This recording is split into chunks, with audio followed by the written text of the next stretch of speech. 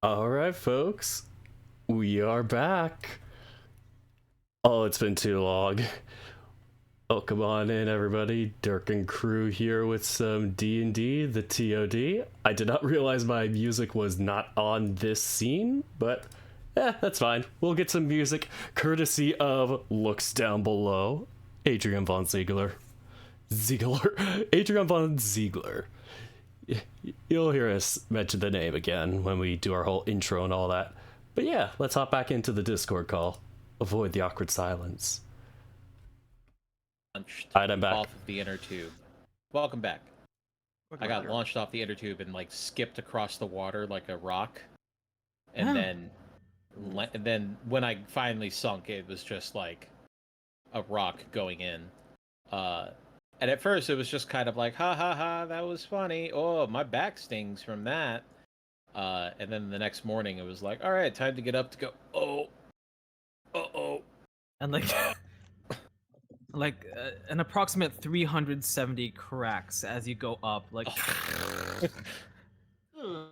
I was so sore. And the worst part is that the act of skidding across the water scraped all of the sunscreen off of my back. So I also got sunburn on my back from being out on the boat the rest of the day. Ooh! So that was a lovely little cap on top of that. But this time around, I learned my lesson. Plenty of sunscreen. Did not get in the inner tube.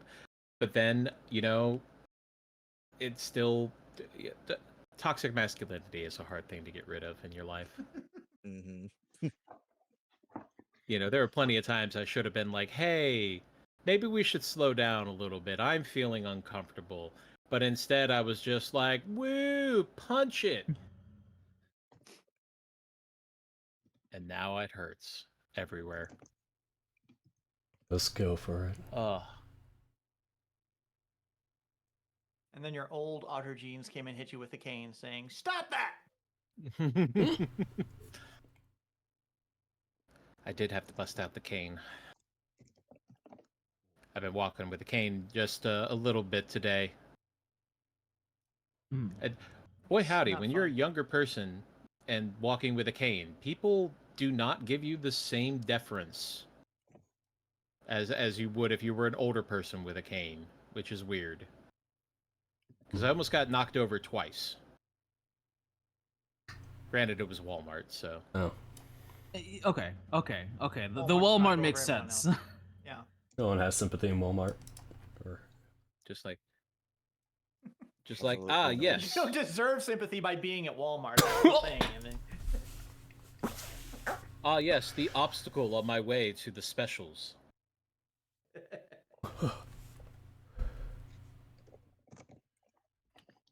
Okay. How's everybody feeling? Happy to be back? I know I am. It's been a hot minute. A hot second. Yeah. Hot minute, hop second, hippity hop hop. It was. Who are you all again? It's hot out. It is hot. Yes, I had to go swimming. So, since Tazel doesn't remember who we are, can I cast suggestion on her? You know what? They still have the stats, so good luck. Somebody hasn't learned their lesson. Cetus, I hope you had a good time while you were out. And remember, you were out of the country for a while. Yes, it was 6 weeks of nonstop stuff. So now I am actually doing nothing for once. Ooh. And it feels interesting. And I don't like it. I need to do more shit. I'm forcing myself to take a vacation because I keep putting it off. And the more I put it off, the worse I get. This was not a vacation. I know. Well, now it sounds like you need a vacation from your trip. So maybe chilling at home is a good idea. All right, yeah, I suppose. We'll see. But hey, vacation. I figured, tonight though we'll just stress you out a little bit more. with some like drama. So. like on a rack. You gave me a you just gave me a stretching it write out. up. You gave me a write up, and I was like, okay, I'll do one. I'll do that, and then I just edited the entire thing. We did. We shared a few notes about a few things, just to kind of hammer down a couple of details. So I wanted to make sure that we were both on the same page on a few things, because I know about Poi's backstory, and it's interesting. Oh, I guess. Speaking of, I guess we should get into it. Yes. Let's. Yes, Hi. let's get to it.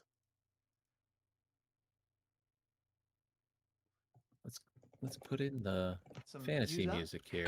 I was waiting. The suspense was killing me.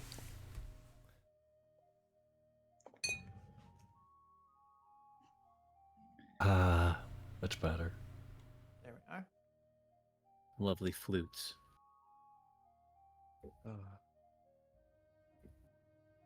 The significance will be made clear.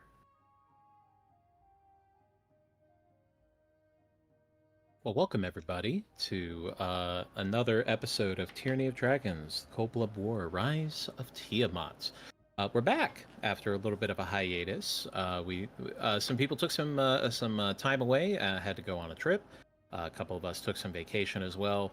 I myself took a little bit of time off from writing, which I didn't realize I needed so much. I guess I'd been working towards burnout and I didn't think about it. So I'm glad I actually did take the time away from things. Because I was excited to get back into writing the other day, so pulled up the file and I was just like, let's do this, dive in. Smoke coming off the keyboard. Oh god, yeah, I was having a blast. I was really coming up with a couple of things that I was just, is when you like start typing a whole bunch of stuff out and then immediately start deleting it and then start typing it back in. That's when you know you got the good stuff. It's like it's coming out so quick that you don't even have time to edit it. So you're just like, wait, no, not that. New stuff, this. And then, so much fun. Okay. So this should be fun. It should be interesting. In the background there, you can hear Adrian von Ziegler playing. They allow people to use their music free of charge, no licensing, as long as they are credited. So you can check them out on Bandcamp, on Spotify. You can see them on YouTube. You can also support them on Patreon. So thank you very much, Adrian. We appreciate you quite a bit. Introducing our players. We have playing Cambro, the Paladin Warlock Bearfolk. We have Tazel Sixpaws. Oh, Cedron, what have you done? You let Pearl get away. Oh, Cedron, what have you done? What have you done? Ooh. Ooh. Ooh. Ooh, you have no idea. Anyway, playing Rai Ghul, the Tigerfolk Wizard, we have Saku Darkfang. Hello there. I am Saku. I will heal you if you die. Maybe. That's not cute. If they're dead, that's not. Anyway. Playing Bastion, the Wolverine folk fighter barbarian, we have Dirk the Panda. 2 weeks, 2 months. Whatever. Let's get on with it. It's just time is an illusion to Bastion. Things happen. Bastion. Next thing happens. We all move on. Yep. Cause and effect. Yeah. Playing Master Wei, the Dragonborn sorcerer bard, we have Yao. I was not paying attention. What happened? Don't worry, we'll go over it. Playing Poi, the Honor Latine rogue warlock, we have Cetus. Meow. Yeah, meow indeed. Roll. Perfect disguise. Yeah, roll for bluff. Roll deception. Okay, let me see. Let me actually. I was listening to a podcast and they were doing a 3.5 homebrew. Oh my goodness. Could have fooled me. Yeah, it's gonna be a good day. That's gonna be a good day. Damn. 24 deception, absolutely. This is gonna be good. Do we have to redo the overlay now to say Poi is a cat? Oh my god, give him the cat ears and the reactive. Jeez. Suddenly it's a Tabaxi. Whoa. So, as a little bit of a recap here, to give everybody an idea of where we've been, we took some time off, so just a little bit of recap to give you an idea of where we are. Currently, this is the land of Faerun, where along the Sword's Coast, where there is actually a situation that has been brewing under the surface and is now starting to kind of boil over. A cold war that has started to spread around the area, as well as cause tensions to rise among the populace. The Lord's Alliance, the Order of the Gauntlet, the Harpers, even the Emerald Enclave have started to take notice of this and have decided to start making efforts to learn more about the situation and how perhaps they may be able to solve this problem. Enter our heroes, who were brought into the city of Waterdeep through various means of fate. When a sudden noise was echoing through the entirety of the realm, that of the Drakehorn, an ancient draconic artifact supposedly used to alert the dragons of some kind of event. With information from the member of the Arcane Brotherhood, one Rednaval Ghoul, they were able to learn that Makath the Crimson was a draconic expert and would have more information on the Drakehorn, and they were located in the further north in the icy wastes, and soon found their way up there and found the iceberg of Oyavigatun, where they met the Uliak, helped them to take down the Old White Death, the old white adult dragon that terrorized them.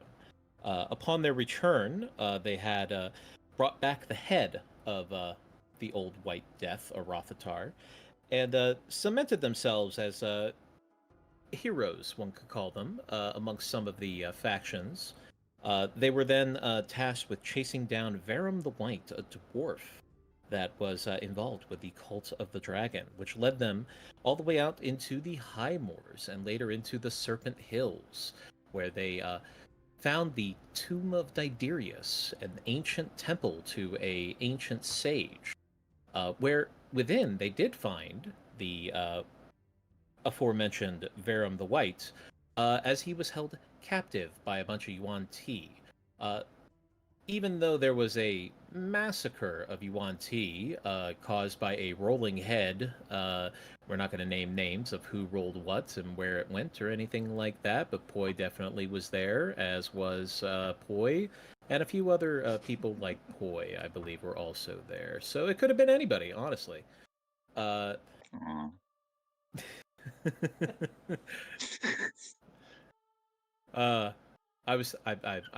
not bitter about it. I'm just shocked that it happened. That's all. After returning with Verum the White, you had a meeting with all of the factions of Waterdeep, where several pieces of information were revealed regarding perhaps some attacks that may have been not exactly what they seemed. Located within the High Forest and the Misty Forest, the sovereign lands of one King Melantrock, the Elven King, who denied the entry of the Lord's Alliance to do any further research in the area, stating that they were that they had handled all of the issues and that there were no more attacks that were occurring. With doubts, other members of different factions had decided to look into the matter. However, our party found themselves confronting the cult of the dragon in the form of Ignir, the half-dragon champion of Tiamat, a foil to Eldrath, who also was granted power through Tiamat.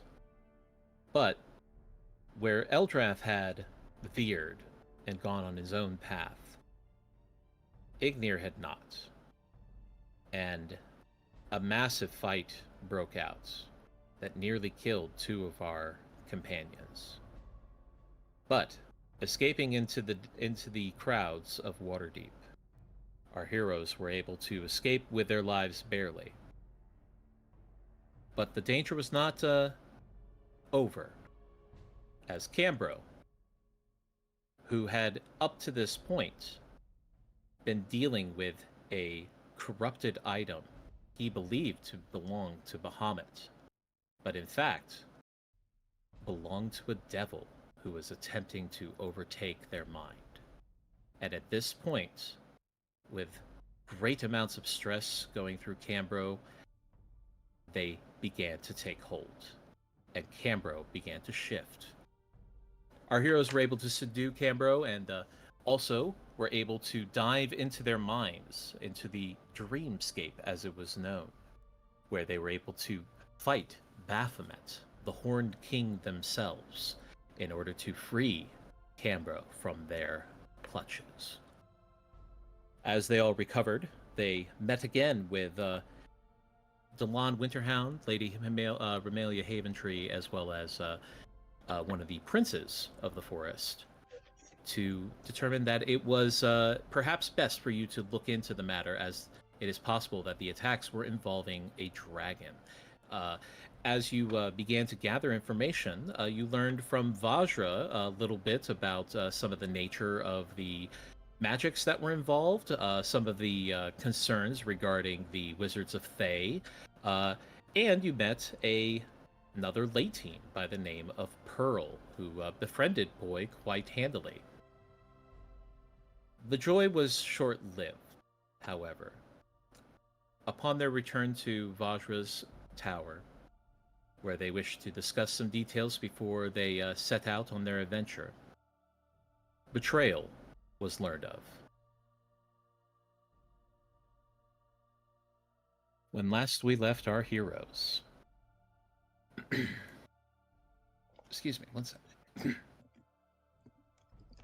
When last we left our heroes, Cambro the Bearfolk Paladin, Masterway the Dragonborn Bard, Arai the Tigerfolk Wizard, Bastion the Wolverine Folk Barbarian, and Poi the Otter Latine Rogue.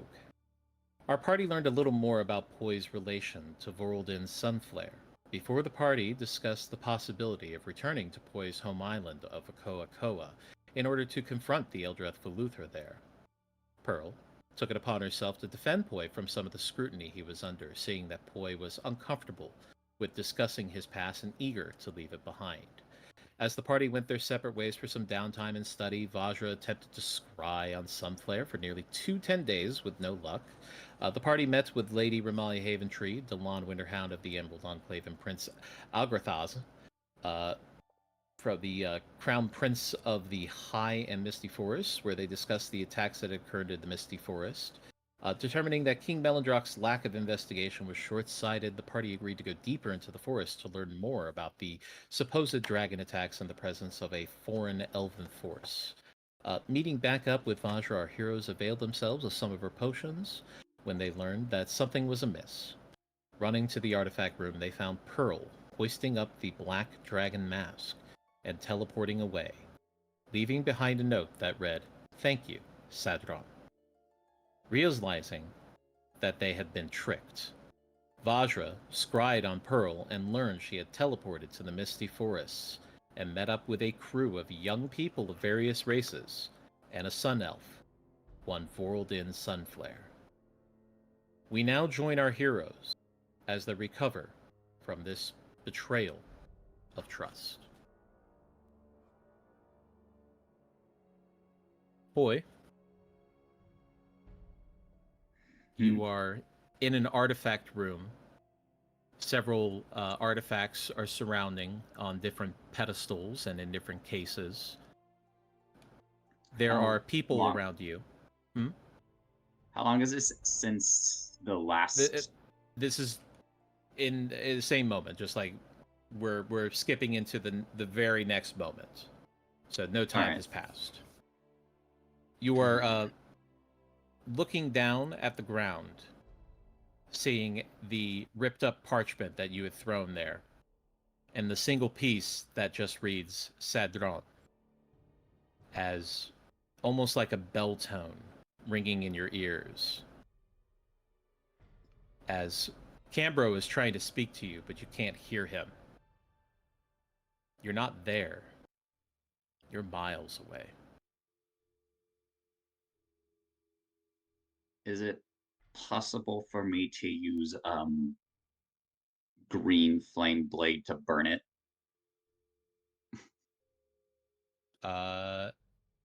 Yes, you could do that. All right, well, I'm gonna burn it. As you all Can watch with Cambro a, react? how would you like to react? If he's going to burn it, I was like standing next to him. I would like to stomp it out and try to take it away. All right. Um, As Poi draws their hand out and a rapier forms, a very specialized rapier that looks akin to a, I believe, to a swordfish was how you described it. Mhm. As flame erupts from the tip and lights the parchment on fire, Cambro, go ahead and make a dexterity saving throw as you try to get to this quickly without harming yourself.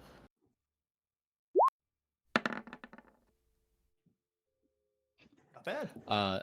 Very quickly, with experience, you were able to get your hand over top of the burning parchment and just smack it to the ground and snuff out the fire before it even burns your hand. I quickly Instinctively poise. I quickly take it and hold it up into the air. Instinctively, Poi's going to point his sword, but he just drops it. I would like to real quickly, if I can, look at the paper. Can I still read what's there?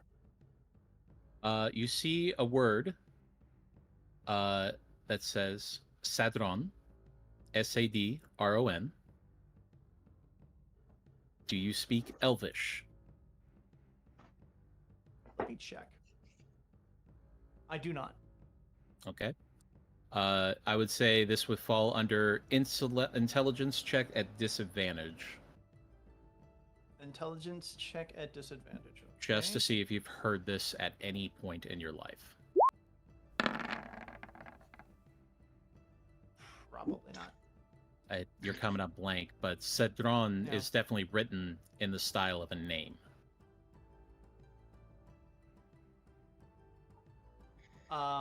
With this in mind and seeing his reaction and his basic shutdown, Cambro is going to look to the others. We have to get him to Lady Haven Tree right now.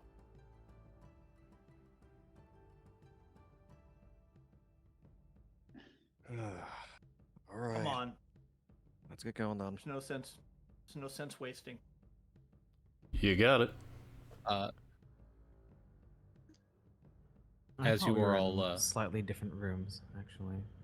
you had been spread out a little bit, yes. Oh, God, I forgot Currently this in the artifact room was Cambro and Poi, along with some apprentices who were starting to collect and inventory.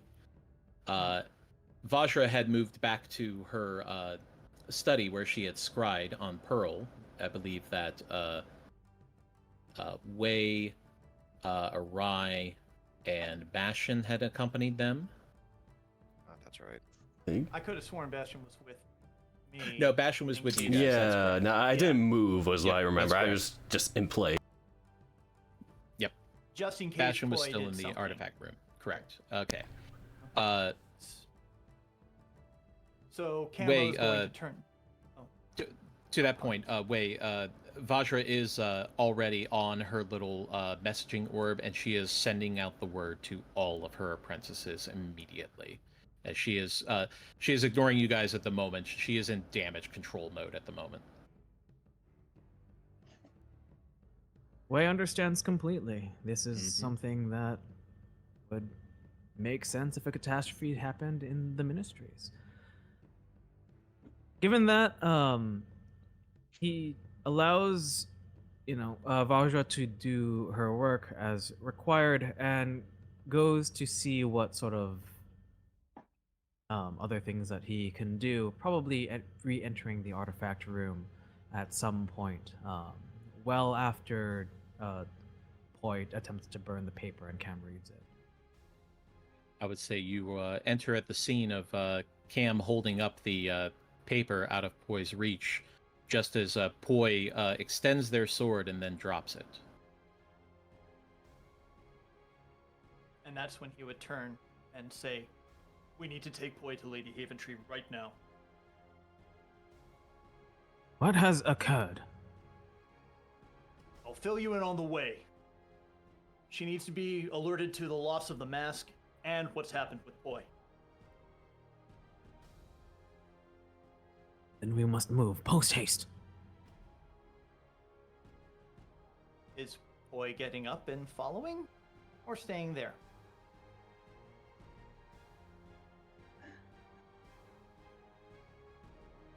Hoyt doesn't know why you want to take him to Lady Haventree, so he's going to be a bit guarded at the moment. What do you... Okay. Do you, like, reach out to him? If Master Wei is there, he's going to hand the paper to him and say, "Keep this safe." And he is then, once he hands off the paper, going to go to Poi. And he's actually going to hold his hand out. Come on. This is a better plan than putting you in the prisons. Come on.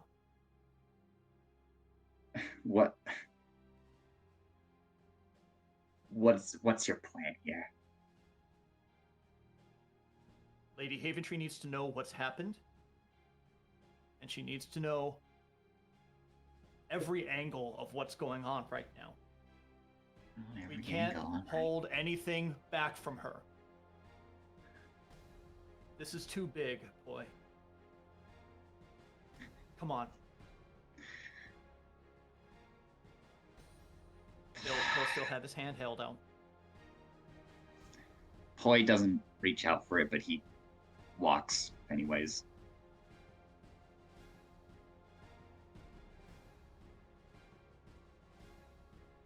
Wei steps aside to let Poi out the door.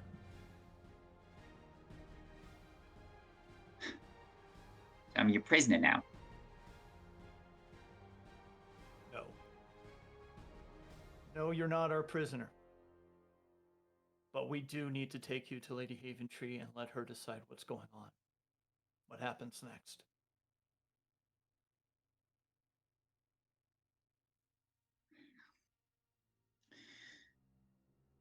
It is simple. An artifact is gone. We have been betrayed. There is a person of importance that we have seen in the scrying hall. We must use our extensive network of spy information. Then we will know our next move. Get it over with. I agree. As I you don't all, intend on tying. Yeah, I don't intend on tying him up or anything like that. But we'll keep a nice close eye on him as we're walking. As you all walk down the hallway, Vajra steps out of her study and meets eyes with Master Wei. I have called for my senior apprentices to conduct inventories. I trust them to be thorough and honest. I'm also having one of my apprentices search Pearl's dormitory to see if there's any information that we may be able to glean from her belongings. Please keep us appraised. We are on our way to Lady Haventree's manse. If I find anything of importance, I will teleport there immediately. Thank you. Thank you, Vajra.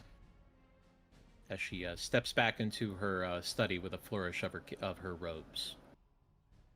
As you all exit the Blackstaff Tower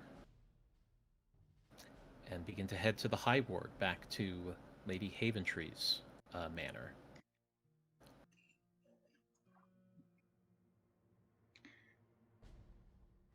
Wei will go ahead, a little faster than everyone else over there to make sure that people are prepared to receive panic, rather than have everybody show up at the same time, just asking questions out of nowhere.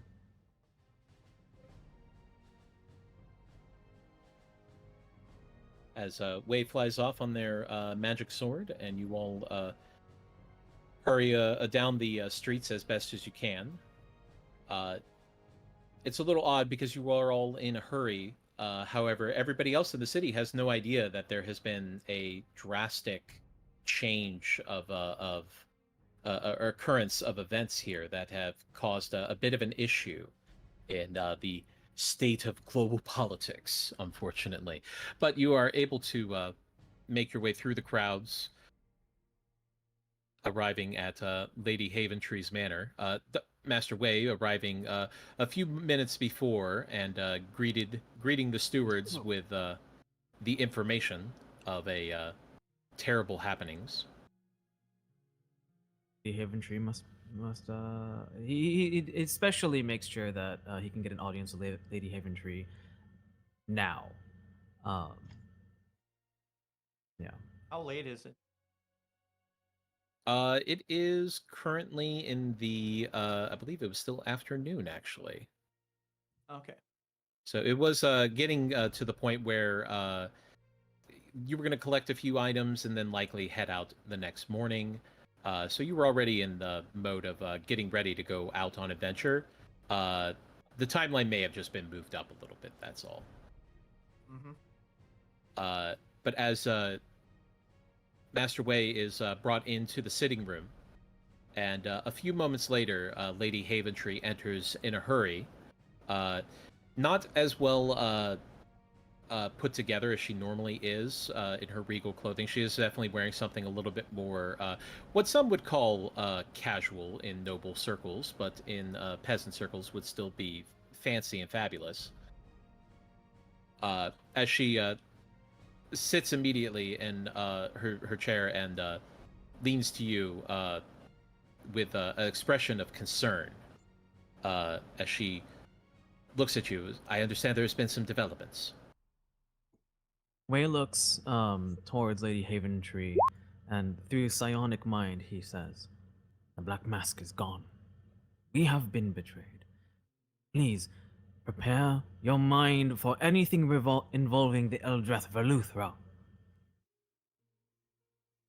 As her eyes go wide as she looks down at the table and thinks out loud, "This is not good." As at this point, I would say only a few minutes behind everybody, or Wei is everybody else, as they are ushered in by the stewards who were waiting for them at the door. Lady Haventree, has Master Wei given you the information? I understand that the mask is gone. That's correct. We have some things to discuss concerning the Eldrath Veluthra, and he looks over to Poi. And certain connections. She is going to roll insight.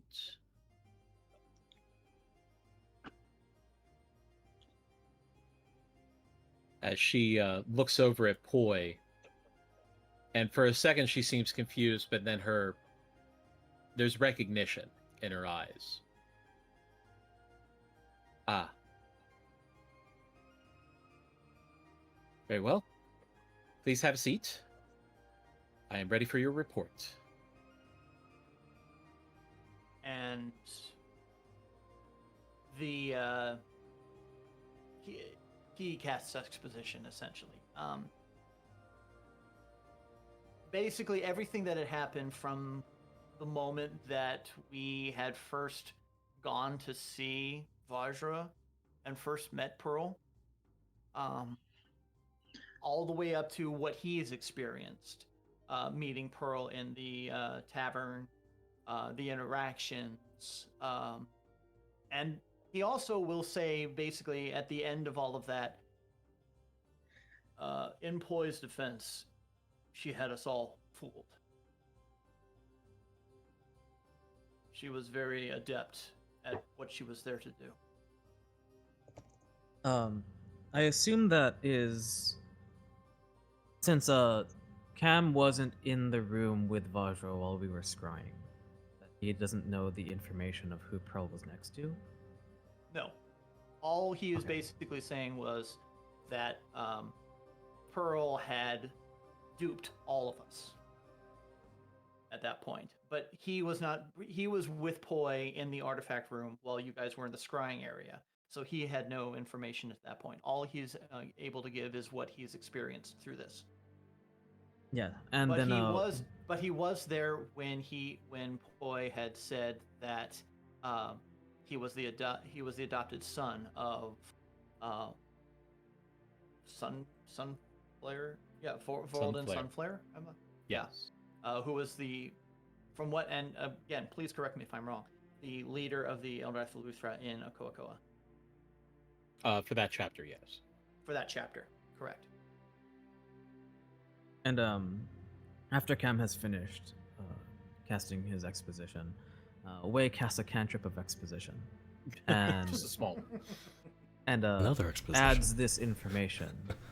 Well, it's an addition of this important small piece of information that while we failed to scry upon Sunflare himself, in the panic when we have scried upon Pearl to see where she was, that's where we saw Sunflare and a ragtag other group with them. What was described to you was a Triton, a human, a water genasi, and a turtle.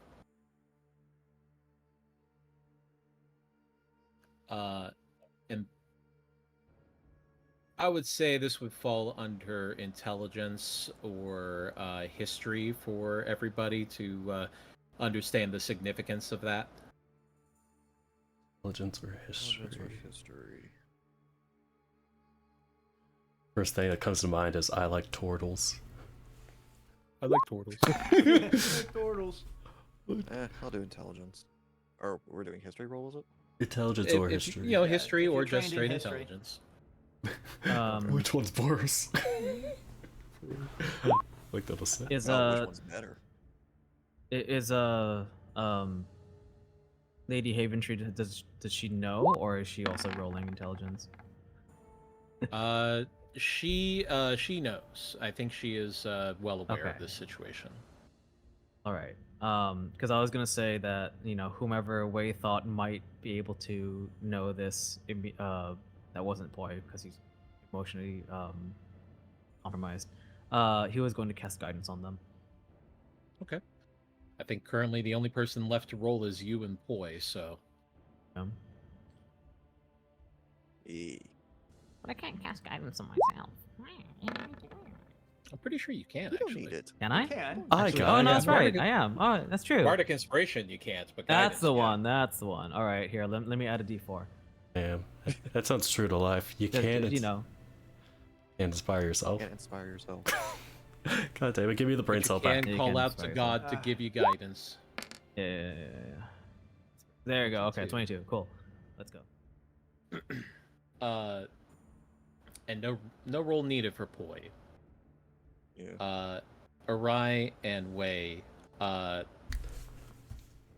Once the species of the people are laid out, you realize those are all largely aquatic related races, possibly island dwellers. These could be people from the colonies of the southern islands. Hmm. Hmm. Hmm. There is one thing that Cambro would add at the tail end of his report would be that he would look to Wei and ask him to produce the paper that he had supplied. Wei has not even looked at the paper himself. There was just no time. So he will also just take that paper and slide it over towards Lady Haventree. That mage hand telekinesis, probably. Taste this. Float. Yeah. They see me floating. So do you look at it as you shift it over? Honestly, Wade. Yeah. Okay. Yeah. Yeah. I guess he would. Yeah. Okay. So you would also see the word Sadron, Sadron, but written in the style of a name. Do you speak Elvish? No, unfortunately not. Okay. I'm going to say that since you are from not from Faerun, that I don't believe you're going to be able to intelligence check your way through this. All right. But as Lady Haventree plucks it from the air and looks at it, Sadron, the loyal one. Poise for bristles at that. Is that what it means? It is a elven name. It's usually given to young men.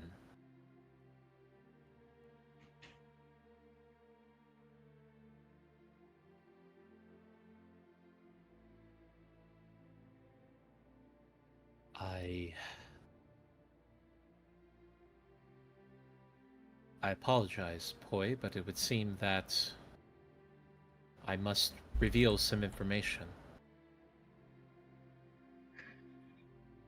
Go on, do it. Do your duty. Do your worst.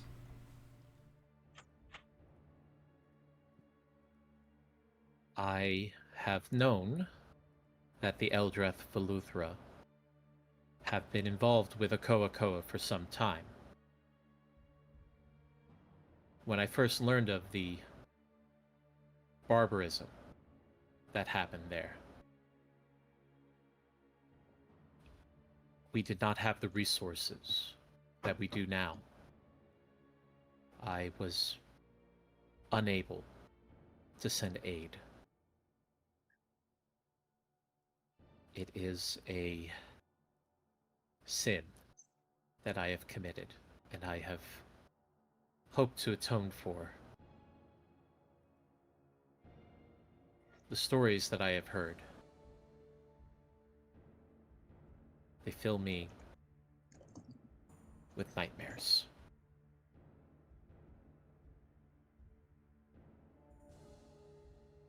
The natives are subjugated.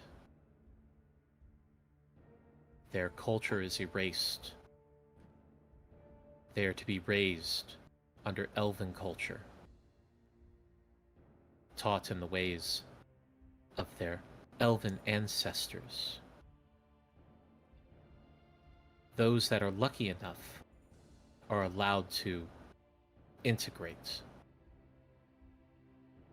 As she looks over to Poi,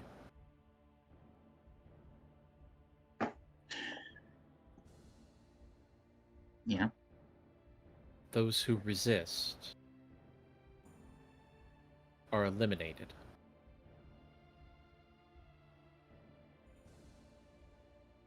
Thanks, Mike.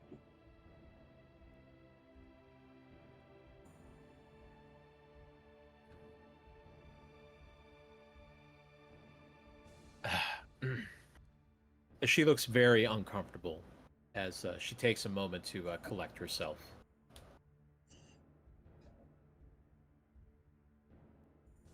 I don't know of the numbers, but I know that they're high.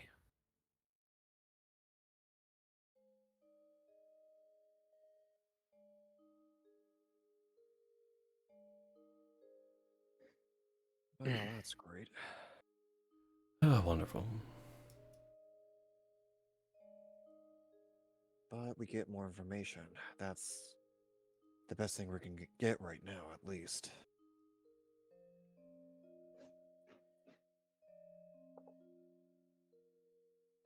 I don't know much about this Sunflare character. I will have to arrange for information to be gathered and sent to you after you have already left. I will find a way to do so.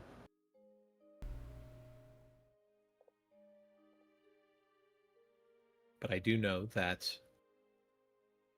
to become the leader of a chapter, it is not done just through political guile. It is also achieved through strength and a cutthroat nature to do what must be done for your goals.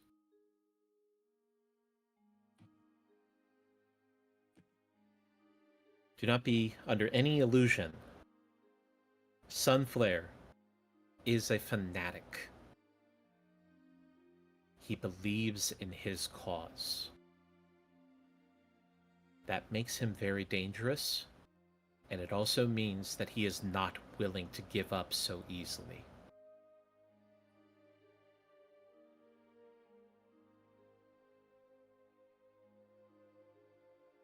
Well, neither are we.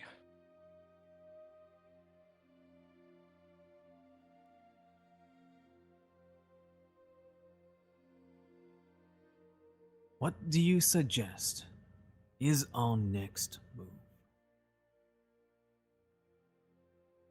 If they are gathering in the forests, then that means we need to get you to the forests.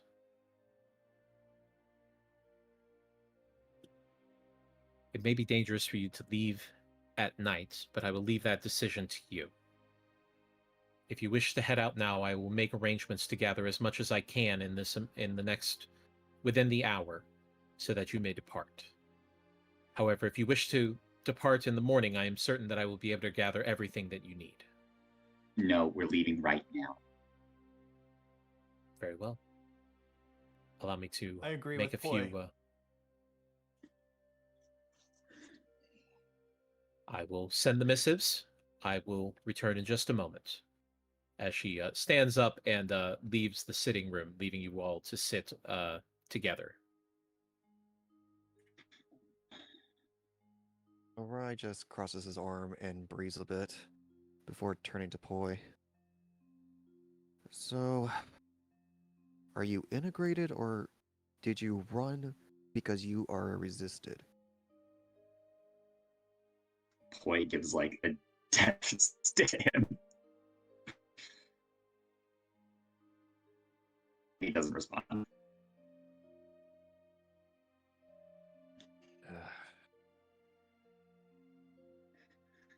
Boy, I know you don't think it's any of our business. Because it's not. But we need to know we can trust you, especially now. So despite my what you might loyalty think, is no. My loyalty is under question here.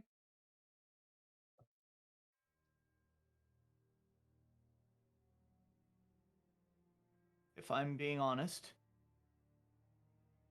you have misdirected us before. And this is a very damning development.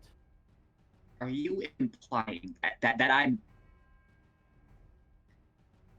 using? God. No, that's not what I'm implying.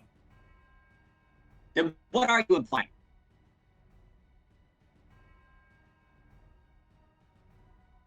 We want God. to Damn, help I should have you. left when I... We want to help you. So you want to help me by pulling me back into this hell that I don't want to.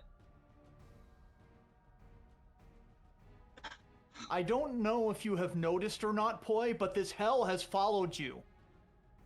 This was not our choice to pull you into this, but it's our choice to help you now. Now, if you're going to turn us away, that's your choice. If you want to run for the rest of your life away from this, that's your choice. But I'm giving you an option now. Trust us and we will help you. Otherwise, there's the door.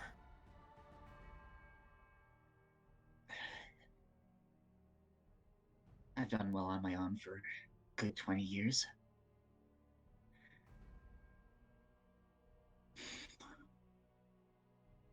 You would risk that again?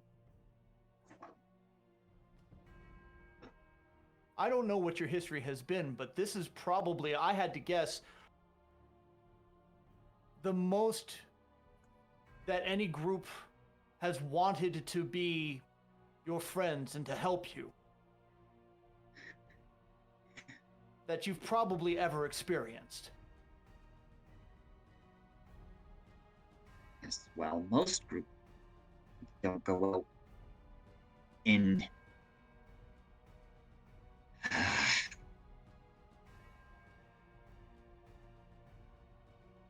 Boy. it matters not what my history is here. It matters not what my relationship to him is. What matters is that we just deal with it and move on.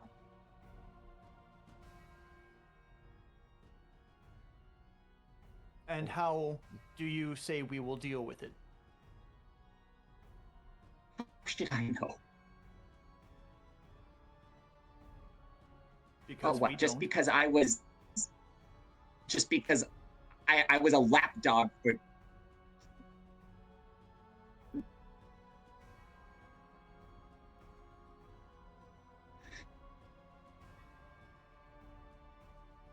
Titus, if you said anything, your mic has been cutting out. Just making sure. Yeah, it's Oh, not cutting out. Yeah, your mic is oh, kind shit, of okay. in and out. Might need to adjust the noise gate, perhaps. Yeah. Tell your microphone you are not noise, damn it. Oh shit, okay. Yes, it happened. Okay. Voice. Is that? Alright. Let's see. Is that better? Okay. Where was I? Alright, where was I?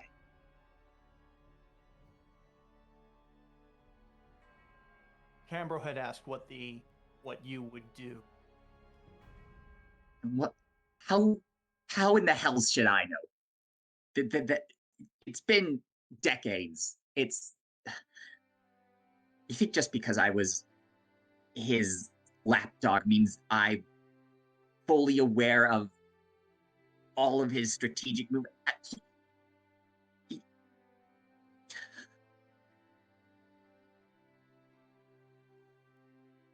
Should have seen it coming with her. I do not know why we are bickering. In fact, I am inclined to agree with Poi. The fact of the matter is that the Black Dragon Mask is gone. Poi may know the mannerisms of our enemy. That is all I care about. That information will be good to combat our target. That is all.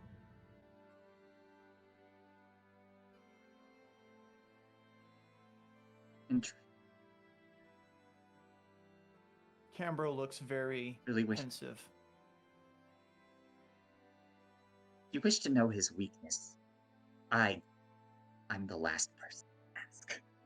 Because from all I know, he's only made one single mistake.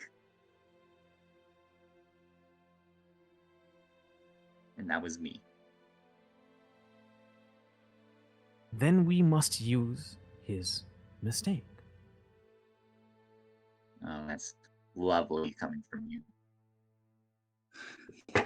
It is only logical.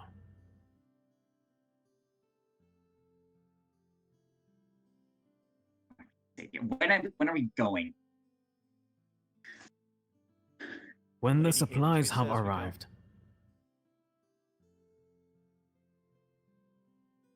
It's not it. He's probably already halfway across the continent by now.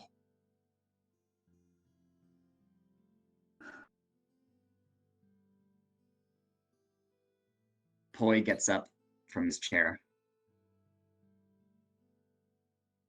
And he makes his way to the door.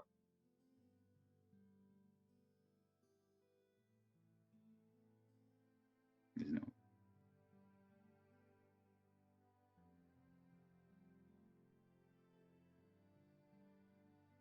As you reach the door of the sitting room to go to slide it open, it slides open as a steward looks down at you. Oh, pardon me. Another guest has arrived. As behind him is Vajra with her staff trying to walk past him. Were you going somewhere? Yes. I was on my way to... What brings you here? I've had my apprentices go through the dorm room that Pearl used to see if we could find some more information. I have this, as she pulls out a book. It appears to be a handwritten diary. At first, I found it to be a little dry. It just appeared to be the cataloging of her experience and under my apprenticeship. But as I started looking at it a little bit more intently, I found that there was an illusion that was cast over it to hide the writing underneath. As she holds it out and casts Dispel Magic at 8th level. She's not messing around. As she hands it to you, Poi. Or out to you, rather. Do you take it? That actually stops Poison in his tracks, and he takes a look. He bites. Right. As you open it up to the last entry, and you find this. I find what? My mentor has told me that the situation with the dragons is growing more dangerous, and he has decided to relocate my parents to another location for safety. I asked him where they were relocated to, but he said he would tell me when my mission was complete in order to maintain the security he has promised them with my involvement. I don't understand why the dragon people have been searching for a black mask, but no such thing has ever come across the desk of my senior, and subsequently mine. I've already smuggled several magic items out for my mentor in Stainlock the risks my exposure. I fear what will happen to the protection for my parents if I were to be caught and disposed of. It's a fear I cannot indulge at this time, however. I must keep looking. I've seen Vajra moving about more frequently lately, and rumors were circulating she was dealing with a devil incursion with some adventurers. Combined with the details my mentor gave me regarding the Harper's agent who was tracking the half-dragon. I hope this is in fact who they seek, this blood trade to Tiamat. Then that means I can rejoin my parents once I'm able to deliver them the artifact.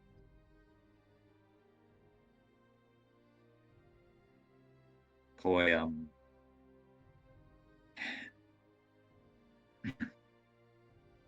it. Just,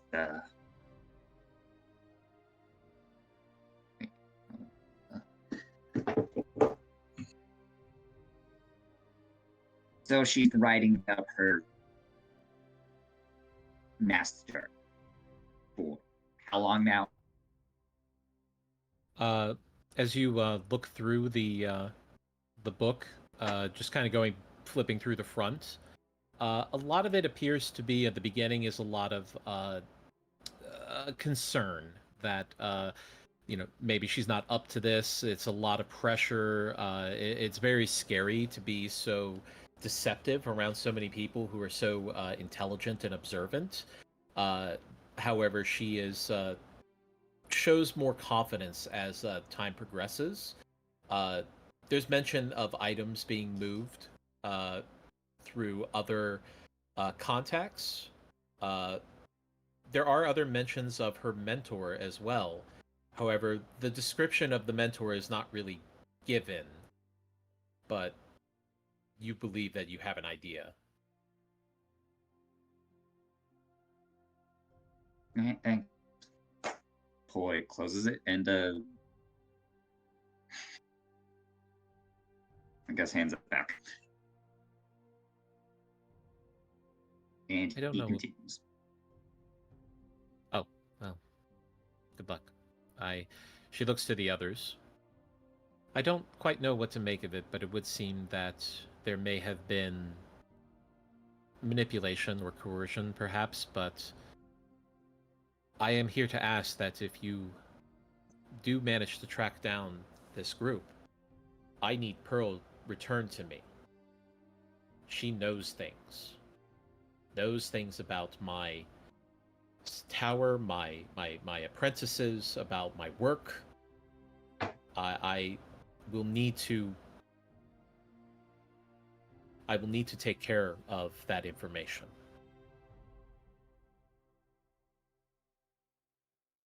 Was this entire exchange done with us in the room? Like, did he leave? Yeah, the she had room? just walked into the sitting room. She had barely walked into the sitting room because she had just bumped into Poi.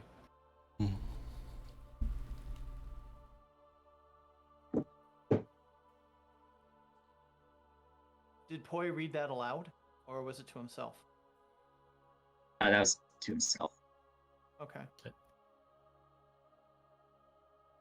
May She I would, see the book, please? Yeah, she would hold it out to you. Cambro will open it up and he will read it out so that everybody can hear it.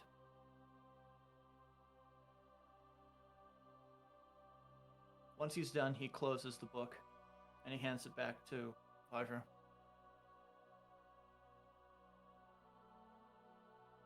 After Cambro finishes reading, Wei remarks, "A tragedy as old as any oppression." I know a thing or two about being compelled to do things you didn't want to do.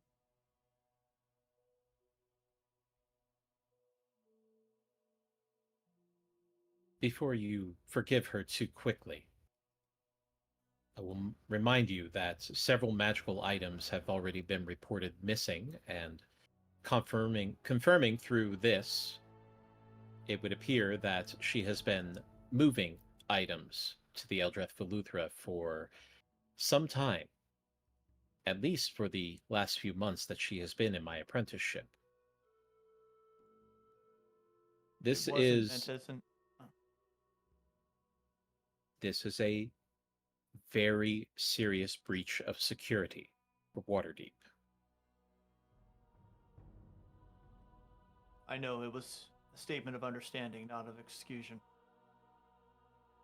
As long as we understand each other, that this is a very serious matter. However, Waterdavians might be interested in administering justice, I am more interested in finding ways to liberate these people as a whole. That is all.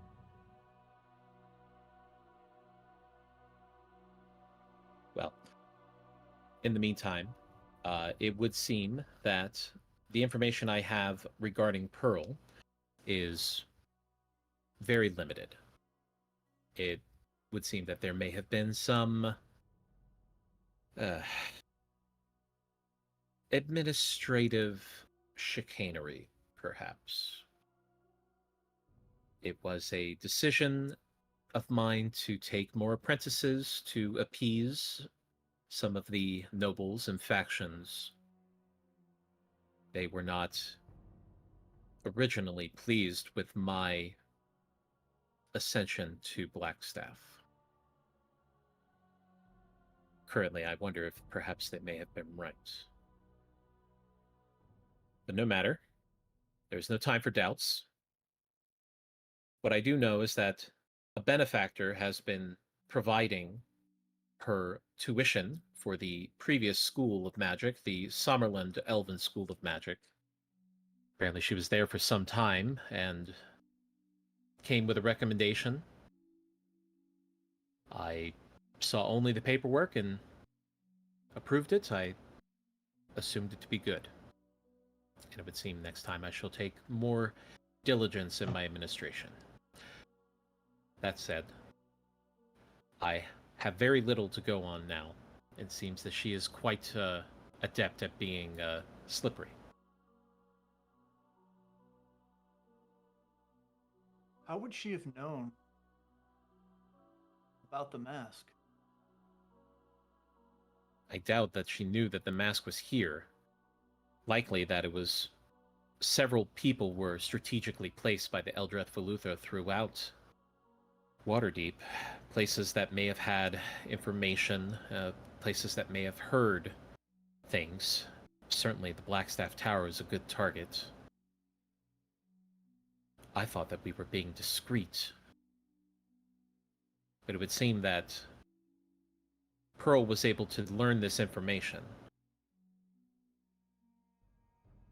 Seeing how it was only the group of us that knew. That means that either one of us told them, or she found a way to extract that information from us. Has Pearl been in contact with you? Physical contact usually is required, but not necessary. She may have been using some kind of enchantment magic, perhaps? Not with me. She didn't get in any physical contact with me, no. I have actually been quite distant looking into the Elven lands myself. It was Bastion, wasn't it? Yeah, right. Nope. Yeah, that's an assumption. Yeah. Bold of you to assume I did research.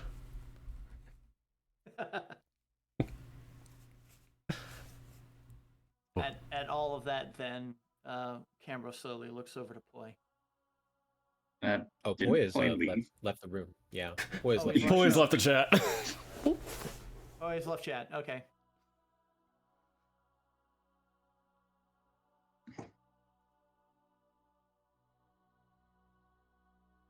The only person Could you that look leaves to the them would be look past the door, perhaps, to where Poi once was? Yeah. Just like where Can I I- saw can- him going. Can I insight check the place that he was standing? Yeah, I guess so.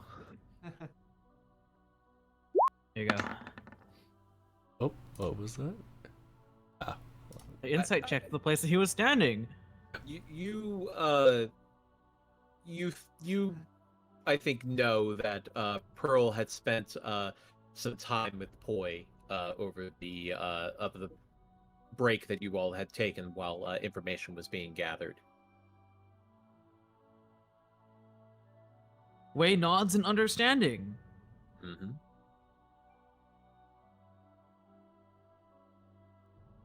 Right. As Vajra moves the book back into her robes, I am going to have to get back to the tower to begin more damage control. There are going to be quite a few people who are going to be upset when they hear of this breach. I will not be able to keep this under wraps, and I don't believe it would be best for me to do so, considering the state of the alliance that is currently going on between the factions of Waterdeep.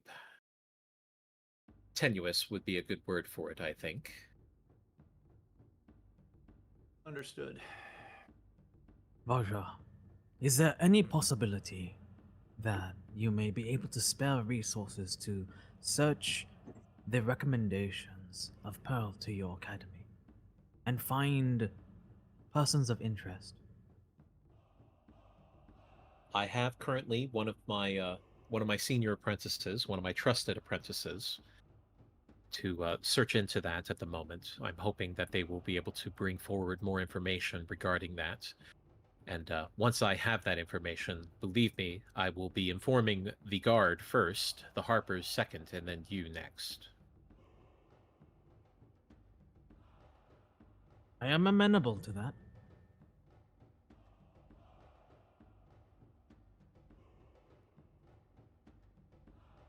I must go. I have to begin the process of controlling all of this. Wish me luck. Indeed. Good fortune, and thank you. As she rears back her staff and taps it to the ground and teleports away. I seriously need to learn how to do that. Boy. Hi. So you leave the room and out into the main foyer of the manor. Where do you go? I would assume so. Out. Go and get now. Go and get some fresh air. All right. As you walk out into the night sky, excuse me, not the night sky, the afternoon sky, rather. And there's that fresh, salty air from the Sea of Swords coming in. And you hear the sounds of seagulls cawing overhead.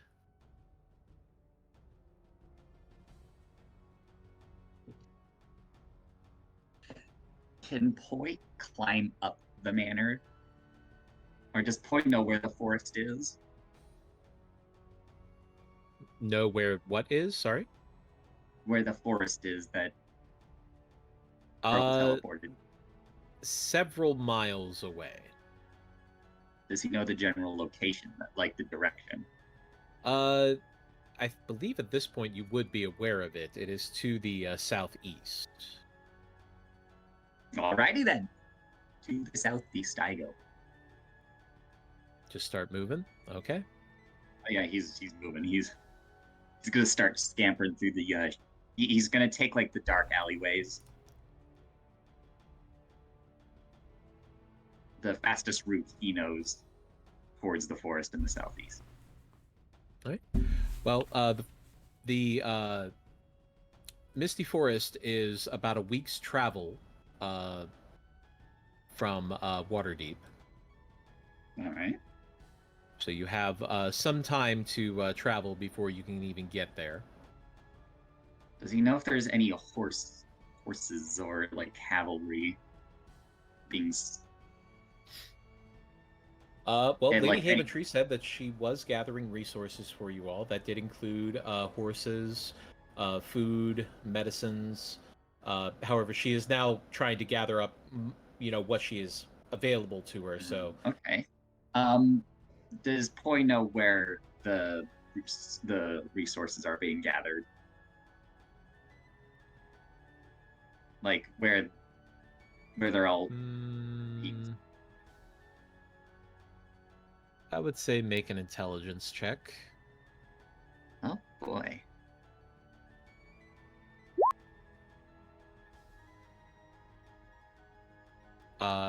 Knowing the nobility of Waterdeep, that likely behind the manor is either perhaps a stable or a outbuilding that was used for livestock or for horses and whatnot. So you suspect that there could be something on the property that would have horses in it. Yes. All right. Well, Poi's gonna go there instead. As you turn the corner around the side of the manor and head back along the wall and find a stable where several stable hands are currently in the process of collecting horses. Currently 3 riding horses, and bags are being put onto them. Saddlebags are being put on, as well as a couple of what's the what word I'm looking for here? Reins and riding tackle. As one of the stewards that you recognize from the inside the house is speaking with a couple of stable hands as they prepare the horses. Are there any that are unattended to? Currently, no. Just those three are currently out of the stable. Inside the stable, however, is a different story. All right. Are there any bags of like ration? Does Boy see any bags of supplies? Just kinda... Well, you do see the saddlebags that are going onto the horses themselves. One can assume that those are likely supplies. As far as what's in there, you don't know.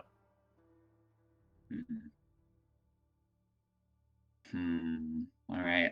Poy's going to approach the saddle hands and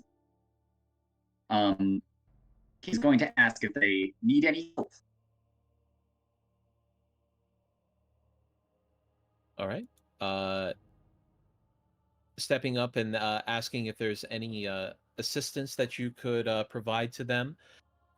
The stable hands wave you off and state that they have everything under control, that they are going to be preparing these horses for the adventuring party to take immediately, and they will be departing in moments.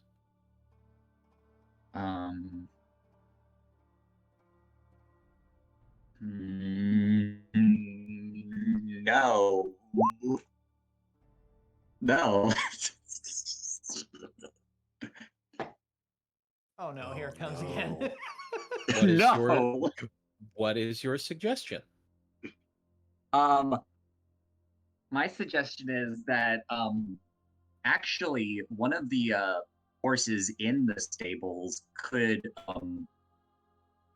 probably use a couple weeks worth of rations.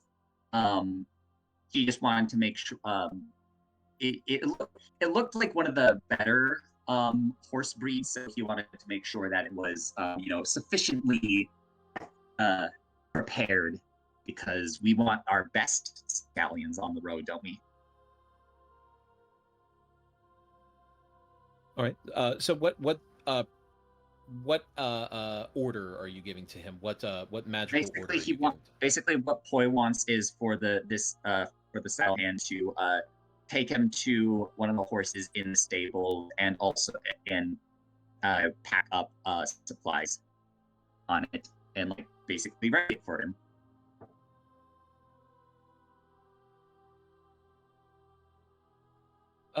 Okay. Yeah, that could be done. I will go ahead and roll for that. What is your spell save DC? Never mind. It doesn't matter. Okay. Not enough. He fails. Come on. So he stops preparing the horses that he is preparing for the adventuring party, your party, and immediately goes into the stable and begins to prepare a second saddlebag, another saddlebag for another horse, completely separate of these. Yay! That's going to take him probably about 10 or 15 minutes to get that all put together. All right. Then I'll help them. Okay. Well, in the meantime, as you all inside the sitting room after Vajra has teleported her way out, as Lady Haventree steps back in. Well, it was not easy, but I was able to procure 3 horses that are able to ride out now. I have provided with as much food as I have available here that will make the trip. I'm afraid it's only about maybe 3 or 4 days worth. I suppose you'll have to find something along the way to help pad your numbers. Sorry, I don't have any medicines that I can provide. They were supposed to arrive tomorrow, but it would seem that they will not be able to make it in time. We'll make do. We are often self-sufficient with rations. Looks at Cam. He's got a berry he's popping in his mouth. I'm sorry, what?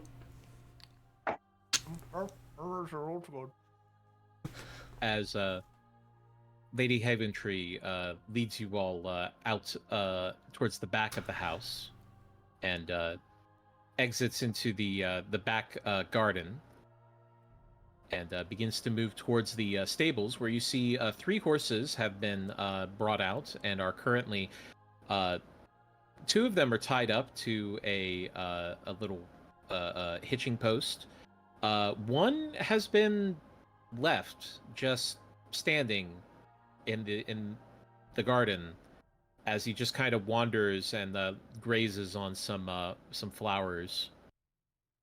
As Lady Haventree looks a little confused. I thought Marco was preparing the horses. I apologize. Seems that everybody's a little bit frazzled at the moment.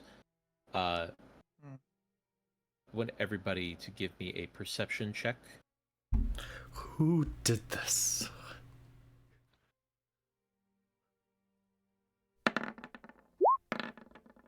Arise is staring at a horse. Wow, I'm surprised at how low I rolled. Wow, a horse. Me too. That's the horse, all right. The horse is alive. Pretty. I pretty swear the confused dice horse just there. know whenever Poi's involved, nobody can see him do crap. Huh? For Lady Haventree, but I don't have high hopes for her.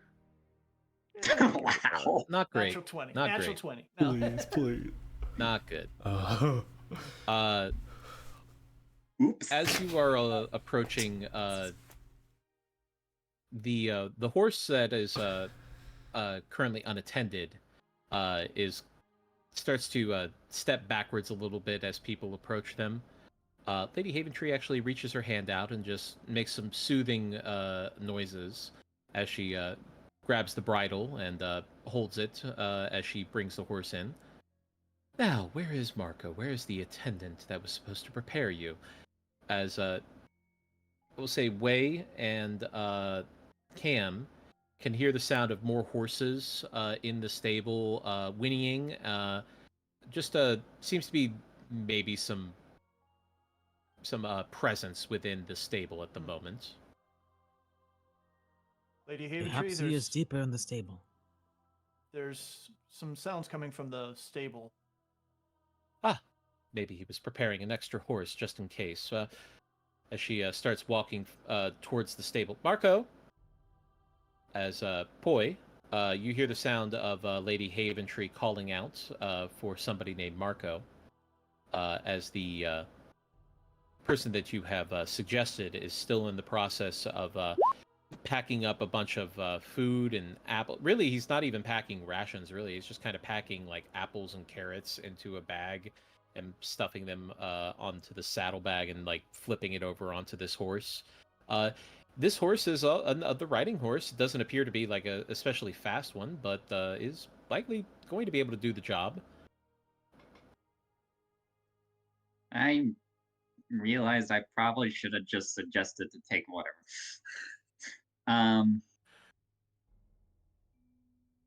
Well, now I'm gonna look stupid and I don't have anything to show for it. Whatever, I'm just gonna zip. So if he's under suggestion, I can't make any changes to that, or is like, can I just like tell him to shut up or go out or? You can end concentration on the spell whenever you want. But they have to fulfill the command that you have given them. All right, well, I'll just end the concentration. As the stable hand stops and just kind of shakes his head as he looks around, confused. Yeah, sorry about that, mate. What was that? What? Wait a minute. You stand did the. back. Wait, no, stand back a bit, please. Just a bit. As confused, he takes a few steps back. As all right, now I gallop out here. I'm going through the door. On the horse or by yourself? on the horse. Shit. Wait, is it locked? Okay. Shit, I'm not thinking.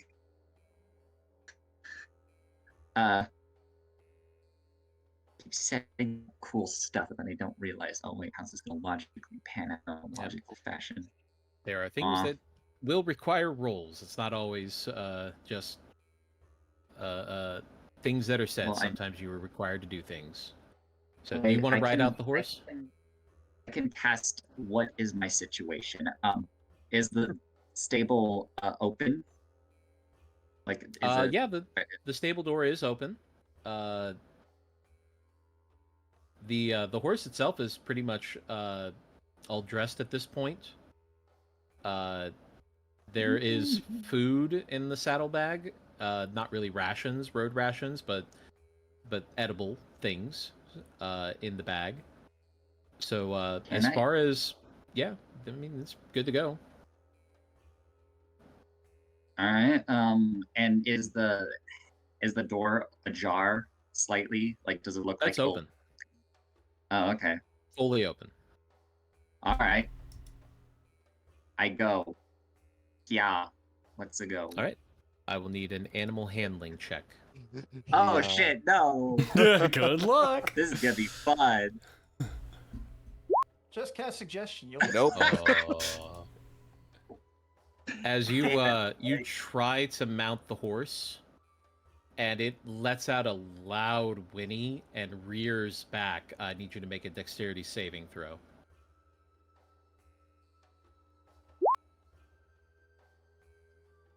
As you fall off of the horse and stumble back, managing to catch your balance before you land into a pile of manure, and stay on your feet.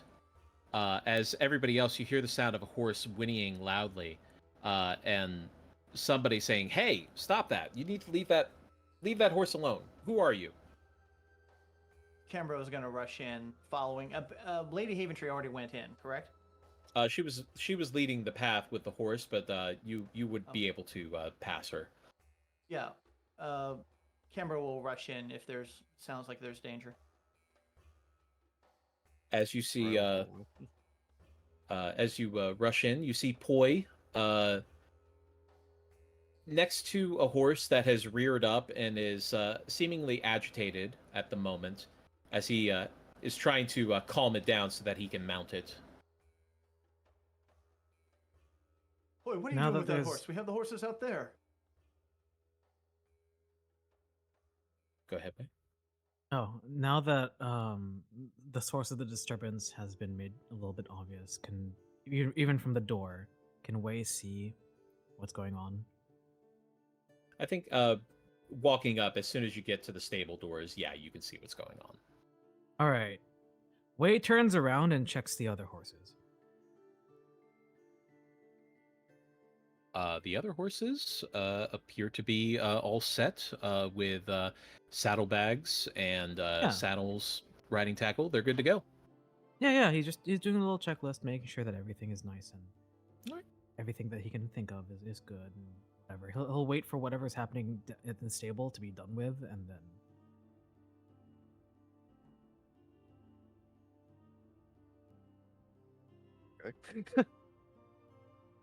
As you all see Poi, having attempted to mount this horse, is now trying to calm it so that he can try again.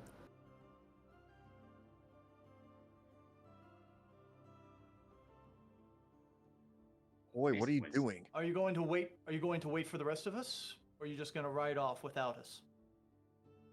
What does it look like, chum?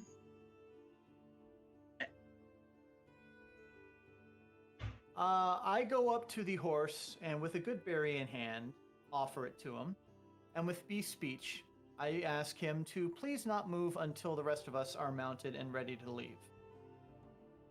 Make a persuasion check. I'll give you advantage because you have a good berry. Good berries are always good. The good berry is the best berry. Best berry! There you go. Very good. As the horse calms down a bit and chews on the good berry and seems to agree to your terms. And he just looks at Poi. He'll go when we're all ready. And he returns back to where the other horses are. And once there, he's going to summon Crags. As Lady Haventree hands over the horse to a very confused Marco. It's quite all right, Marco. Boy, I would actually not recommend that horse. They are a bit spirited. The other horses are far better for riding. You would have a much easier time with them. Don't. Poi just.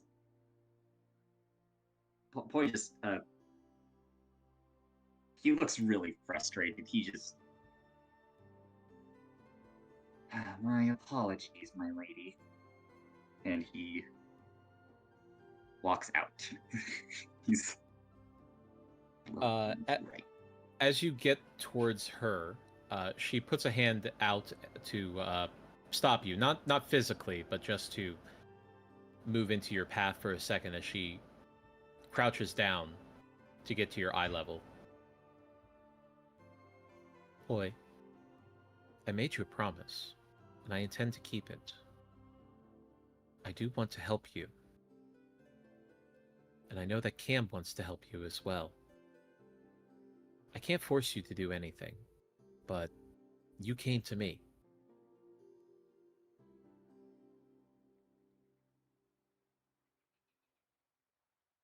Poi just nods.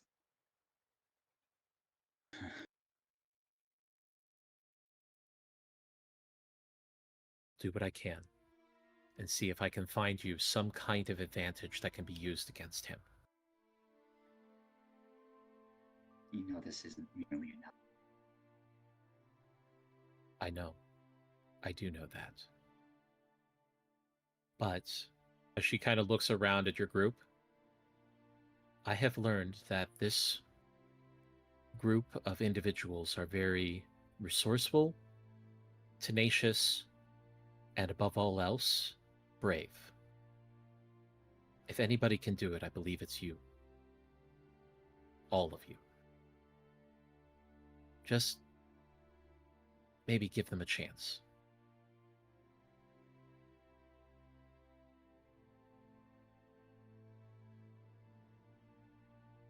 Need I remind you, the one person I gave a chance to, well, I think she absconded with your little mask. Yes, that is a setback. But that isn't something that we can't recover from. We just need to be proactive.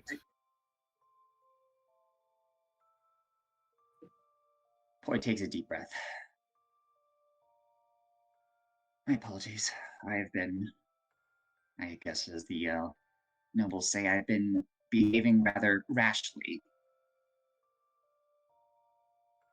I will do what is needed of me to ensure this threat to the realm is...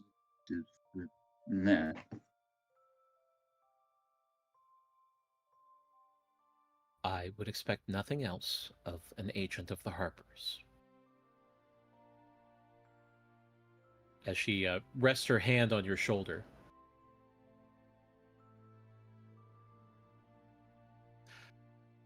But I also expect you to do what you believe is right. I can't make that decision for you. Because you are the ones who have suffered from this, not me. Whatever you decide, I will stick by that. But for now, you all must get going. There is much to be done. Yeah. Yeah. Poi is not looking at her for some reason. You got it. As She stands up and moves out to the rest of the group, who are currently setting up with their horses and crags, respectively. So 3 horses, 1 crags, enough food for a few days. That's all I can provide to you at the moment. But hopefully that is enough. All right, who's riding Will with do. who? Firstly, Wei has made his way to like those lands before Mhm. during downtime. Would Yes. he be very familiar with the paths and perhaps any shortcuts that are safe? Shortcuts, not so much. The tradeway is pretty much the fastest way to get through that area because of the mountainous regions that are in the area.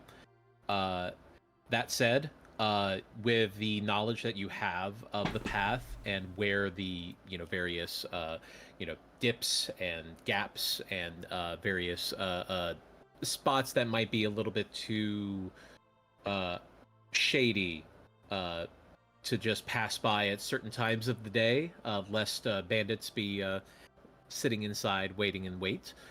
You have that information available to you, so I would say that normally on horseback this would be roughly about a 5-day journey.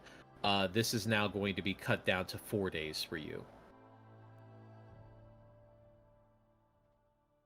Wei pulls out his sword and mounts it,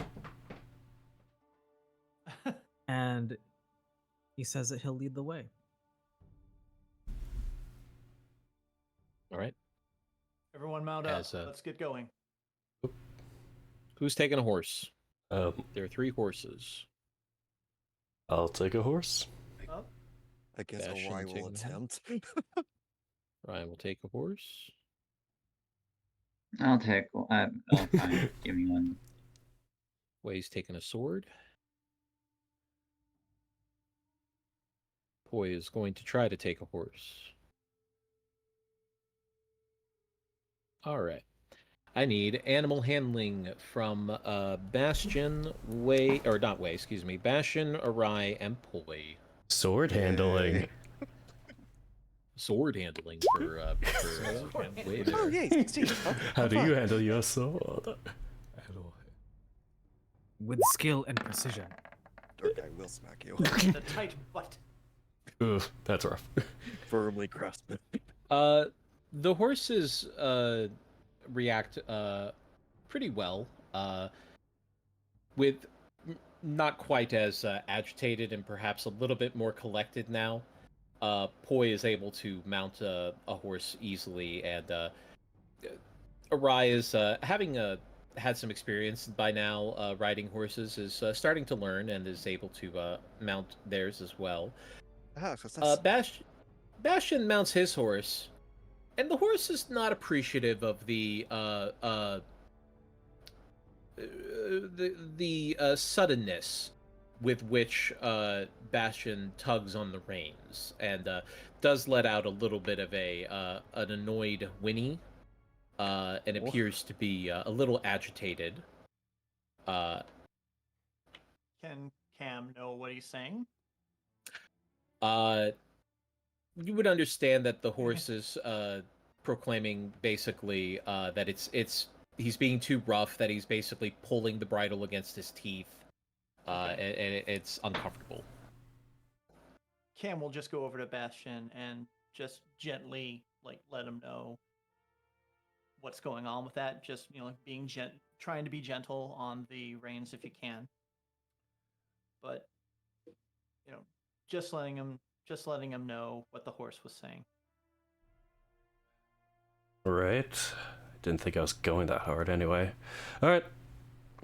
He eases his tension a little bit. I think maybe he was just a bit, a little bit physically tense after all that happened, so, it's got to loosen That was a himself. lot that happened, yeah. Yeah, so a lot to process, especially when you are not the one, the most notably, knowledgeable on it. It is like a lot of stuff being thrown in. You're like, kind of like the feeling if you're in a meeting A lot of and other you, people being frustrated around you. yes, You just absorb the anxiety, but you don't know why it's happening or what it means. Yeah, no, I get that completely. Yeah. But he just takes a few breaths and, yep, loosens his arms and tries his best now. Hopefully I don't have to reroll. No, you're fine. But as you all are mounted up with your horses, bear, and sword, and are able to make your way out of Waterdeep. Woo! Weirdest caravan ever. It's late afternoon by now, right? Probably. Yes. I would say if we're going to put a time frame on it, I would say this is likely about, let's call it about 4 o'clock, 5 o'clock, right there. Okay. While there is still daylight, Wade flies up into the air to look further down the road as they travel.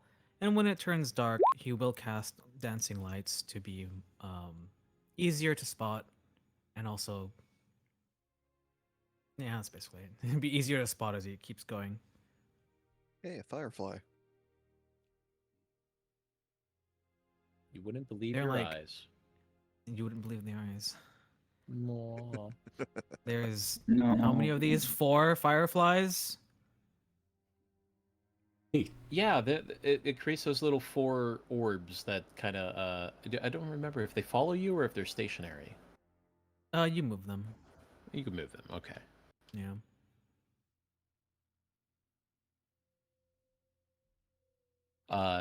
As you all travel through the afternoon into the evening and start into the night, it does get to a point where it's pretty much too dark out, even with dancing lights to illuminate, to really keep moving forward safely, not just for threats that may be out there, but also the state of the road or perhaps any issues that may arise with some of the obstacles that can occur on the tradeway. Yeah, we got And the going horses don't early, have but dark it's vision. still, Yeah, they do not It's have dark still- vision. yeah, it's still too. We got going early, but safety is still an issue here, so we have to get Yeah. a camp going. Yeah, let's find a place to rest for the evening. There's been no good spot in this area. Since he's probably passed through. You do have Lehman's tiny hut if you want to use that, but Yeah. otherwise I'll need a survival check just to find a good camping spot.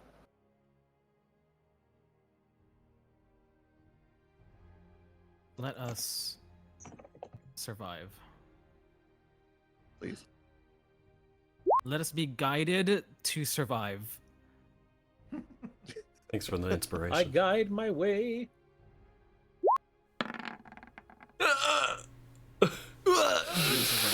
Wow. There you go. It's a little it's a little shady. Okay, it's above Well, 10. It's above 10. Okay. Yeah. All right. Okay.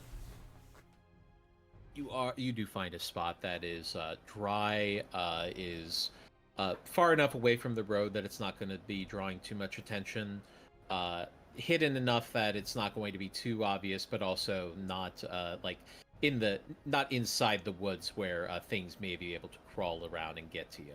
So seems to be a decent spot. So, one thing is that we are missing our second hutterer. How would we like to do this? Because the horses are probably not going to be able to be protected as they were before.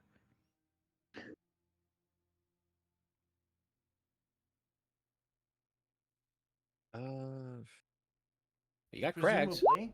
I will Yeah. put this I will put this here just in case for people. Way obviously Well, has to be inside of it. Well, or I would suggest probably Cam and Krags can probably watch over the horses, but doesn't want to Well- assume they would want to do that. This does bring up a good question for you, Dana. Does Crags sleep? because Krags is a summoned spirit, but is also a an actual bear that you have met. It is a there has been some divine intervention revolving around Krags, basically. So as long as he is summoned as a steed, he is considered a living, breathing creature. Okay. So sleep, he yes. will require sleep. Yeah. But he can. He will be asleep out there with the horses. Yeah. Now, obviously, if you dismissed him, if he was put away in whatever pocket Right. dimension that he exists in, that's a different story. He's in a stasis. But yes, while he's summoned, I would say yes. Okay, that's fine by me. We'll just have whoever's going to be out on watch just be out with the horses and Krags. I'll take first watch. I'll take second. Third, I guess.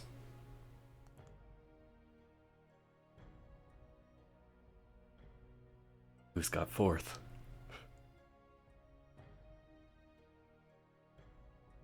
Boy, I must do you stay wanna take within fourth? sight of the dome. Oh yeah. That is one option. Boy, Oh yeah. would you be willing to take fourth watch? Yep. Okay. Let's get some rest, everyone. Okay. All right. See you in a few. As you all settle into camp, as far as food goes, how do you want to handle it? Good berries for those who want it. Sure. I'll take one then. I won't turn it down to good berry. I'll take one. Do we have any fresh rations that might spoil? No. You do have travel rations, so they are going to be able to last for at least a few weeks, honestly. Then Wei will also have a good berry. All right. And I'll feed a good berry to all the horses as well. And Alright, that as should well cover as all of them. Krags. Let's see, it's 1, 2, 3, 4, 5, 6, 7. Yeah. Nice. So everyone is covered food-wise. Excellent. Berries for everyone. As everybody And- settles in, how does everybody arrange themselves inside the Liamon's tiny hut, which is, think of it like a 10-person tent. There's enough room to move around and everything, but the more people you have in it, the more crowded it is. One. Well, there's only 5 people in the tent, so. But then again, Cambro and Bastion are big. They're pretty Bigger. decent sized guys, Well, yeah. I mean, Decent in small size. form, kind of average. Yeah, he's not so bad, yeah. I like your. I think we'd have enough room for, 5 people in there pretty well. I don't E- see that as an issue. We have a little arm room, just kind of a little equidistant. Wei meditates in the center. That's what. Orion will situate himself by the entrance. Poi is just All gonna. sun rays. Poi is like going to be sleeping alone, just in a corner. He has his sword out. He's sleeping with his blade. Oh,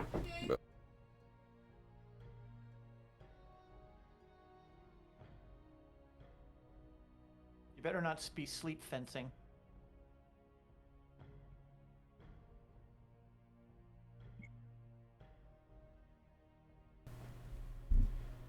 what's up? No Time to sleep doff and don armor. No. Woo! Where? As you all settle in quietly, and as the watch order starts, Poi lays down, gripping their sword, and tries to get some sleep. As you close your eyes,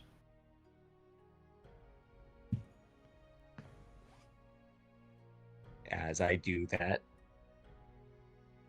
I need you to, let's see here.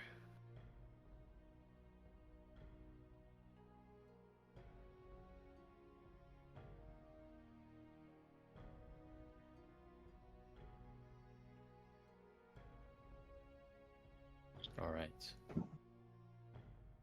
So, Poi, as you are drifting off into sleep, you see a bright blue sky. A couple of clouds flecking through, but streaking across the sky. It's good wind today. Good sailing weather. As waves start to roll in on the beach. As you find yourself sitting on a beach, looking out into the water. And give me a perception check as you look through the water. Where are you? Here you are. That's good perception. Where was this? As you look out into the water and you can see color, life. There's coral and sea anemones and fish and all sorts of living creatures just moving through the water. Just abundant, spreading as far as the eye can see out into the ocean.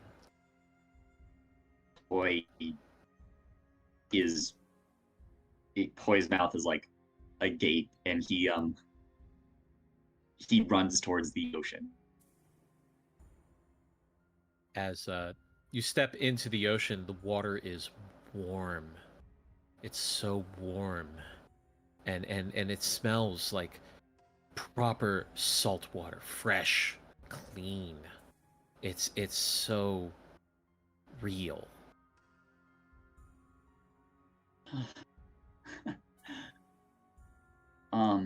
He's going to grab like a mound of sand and he's gonna look through it.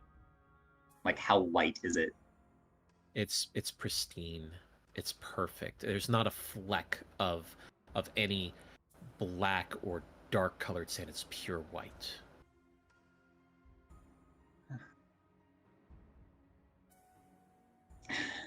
Poi takes a moment to... Is Poi lucid? Or is... You feel like you are in a dream, yes, but you do feel like you're conscious. Poi takes a moment to steady himself.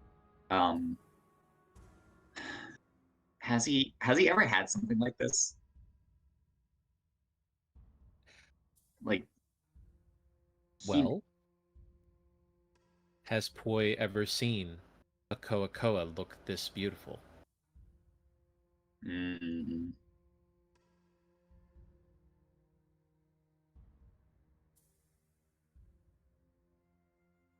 Poi is going to he's going to curb his excitement for the moment. And he's like gonna look around suspiciously. Does anything seem... Oh. Give me a perception check. Yay!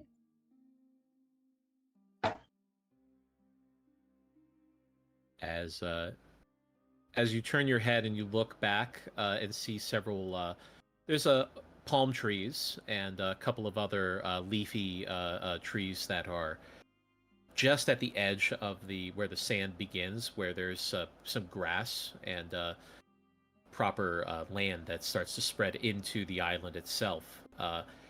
As you see something pull back behind one of the trees.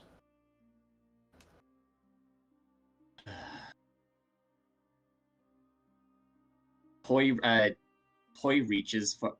Is Poi like... Is Poi unarmed? Like, does he have anything on him? Or is it just his clothes? Do you reach out and try to summon your blade? Was gonna try that. As you reach out your hand and focus like you've done before, and nothing comes to your hand.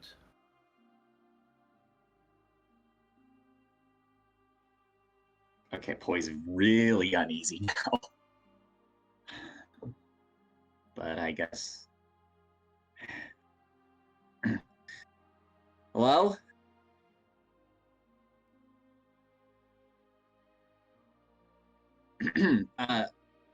Hello?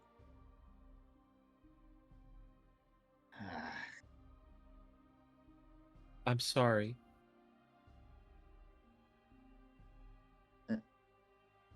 Who's there? You recognize the voice. It's Pearl's voice.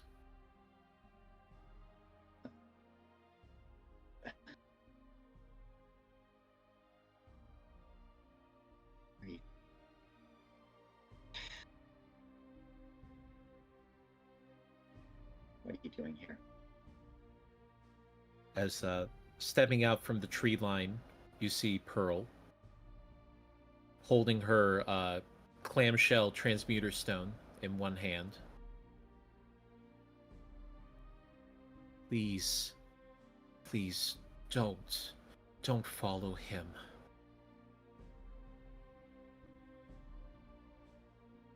So none of this was. Of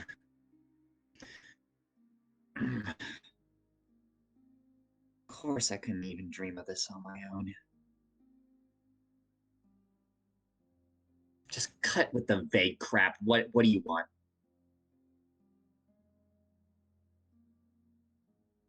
Turn around. Go back to Waterdeep. You don't have to get involved in this. No, I don't. You should have. Now you tell me. Please. He will kill you. He's tried. He's already tried that. I think I can handle myself. So why'd you... You're so scared. Why are you following him? What? You know about as well as I do what he's done. As she looks around, and with a wave of her hand, the scene changes immediately.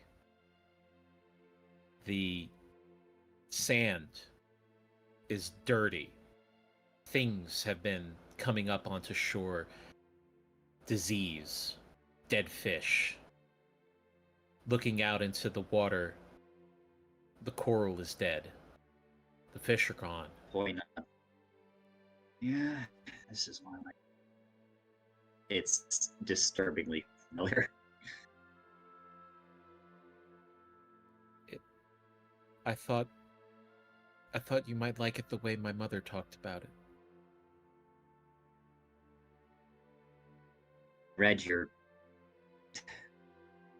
Audra found your diary. I read about your situation.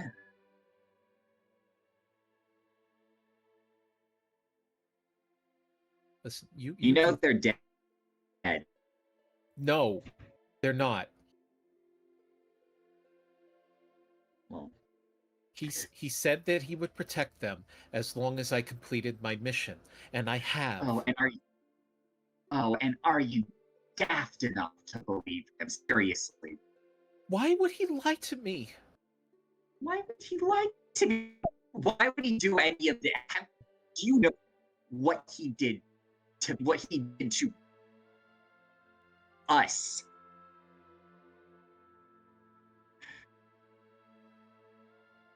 I know what he's done for me and for my family. He helped me. He helped me become something.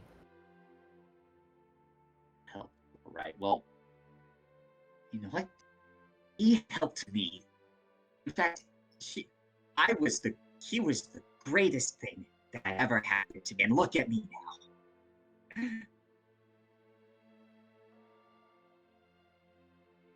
I I really thought that I could meet someone who was on my level, someone I could actually relate to, someone who wasn't entangled in all this fucking business with this.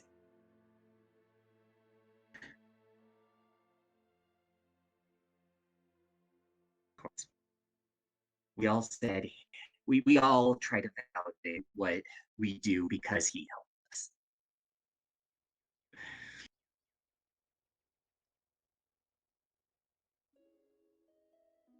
Tell me, when did you last hear from your parents? She looks away and just kind of rubs at her arm and holds the transmuter stone tighter to her. You know, it's rude to ignore a question. Or are you finally accepting the reality of it? They're alive. They have to be.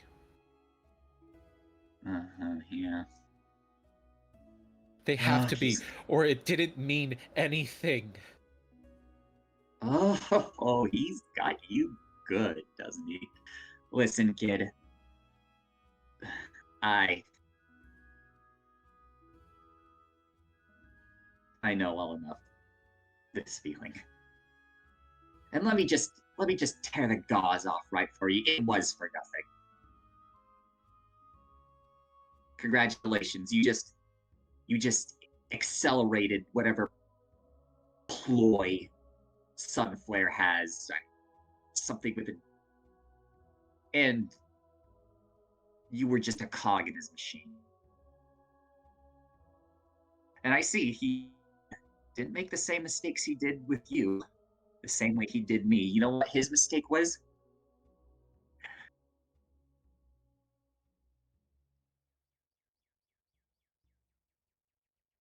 I'll tell you a little story. See, one day, well, I had a friend. She was much like you. We were growing up together in our little, his little program, as he called it. It's a bunch of latines, tortles, tritons, you know, all sorts of, as he called it, feral races. Children were to be taught together to learn the elvish tongue, to learn their ways. So I had this latine friend. She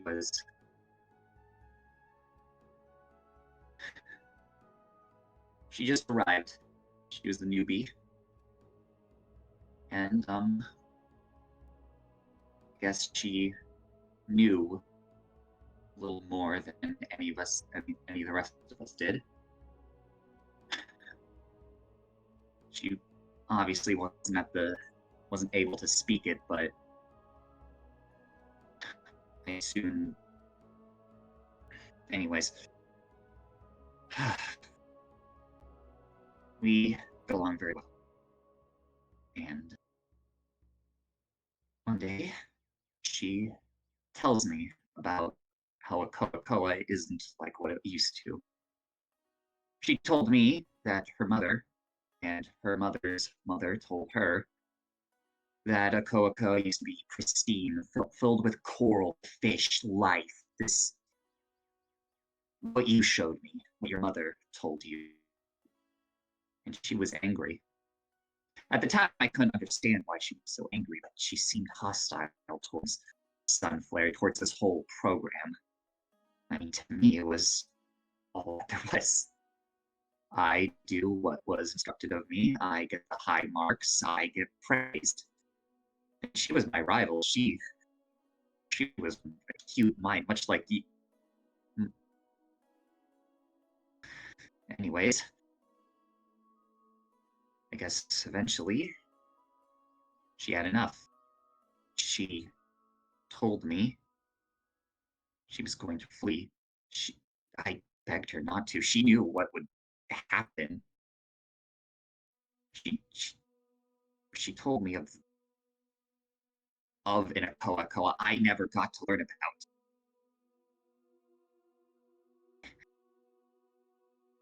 And that it was gone. All of it. And that she couldn't stomach be their lapdog anymore as I was. She begged me to come with her. I refused. So she left. Give me a few hours. They figure out she's gone. One of their prime students has fled the program. She was dangerous. She had delusions of grandeur. She had ideas that, if spread, could threaten the stability of their system. It was the first time I ever saw him panic. So he looked to me and he asked where she had gone. So I told them.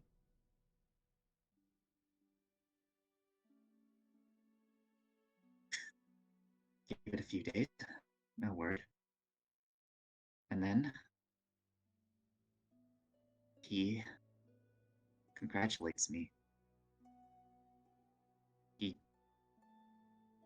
calls me his greatest student, his greatest pupil. I was everything he wanted out of this program. I was a model, the paragon by which the rest should follow. I yes, for a moment I didn't know what he was talking about, but then I realized that they got her. So they got her. So she'll be transferred out. She'll be given a stern talking to. She'll be back, right?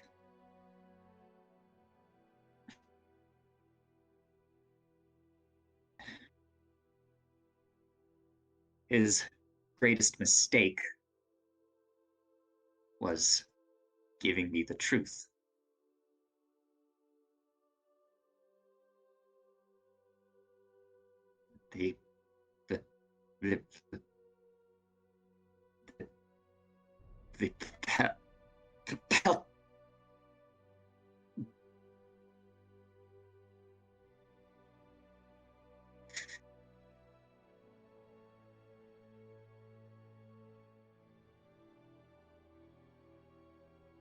They did what they.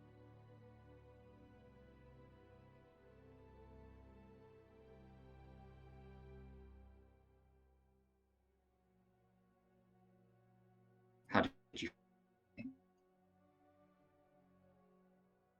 You are breaking up just a little bit. Sorry. Oh shit! I'm sorry. Okay.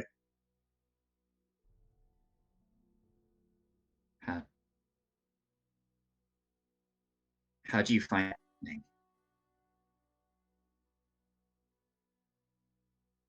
It's a spell. I learned it reading through some books with Vajra. I can't do it for long, not without him noticing. So I can't stay much longer. Please, don't follow us. Just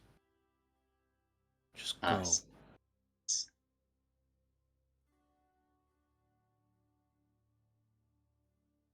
Pearl. I thought, for once in these decades of self-loathing, of loneliness, that I could actually find someone to care about.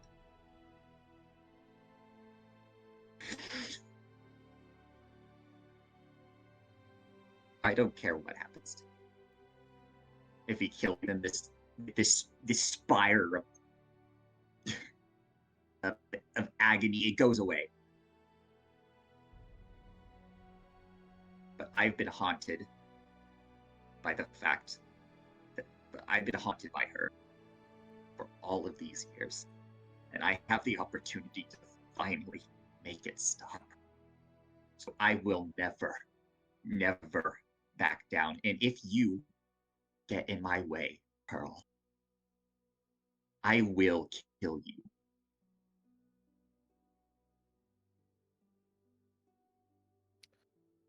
As she casts her eyes down, and then holding up her transmuter stone. I'm sorry.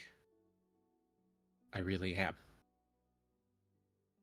And the dream ends as you awaken. Just as Bastion is reaching over to rouse you for your watch. Oh, boy. Poise like eyes are deep red. Here, oh my. Oh, gee. Well, seems like you're awake. Yeah. You got fourth shift. Does Poi remember what happened? You remember the dream perfectly.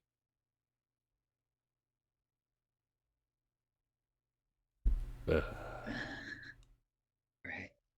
Okay. Yeah. Well. Alright.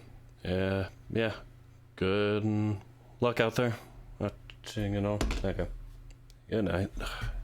He just shrugs it off. Kind of has that little look to himself like, jeez, what the kind of look, and then just, yeah, goes back to his sleeping quarters. Alright, Poi's gonna walk outside. He's going to wipe his eyes.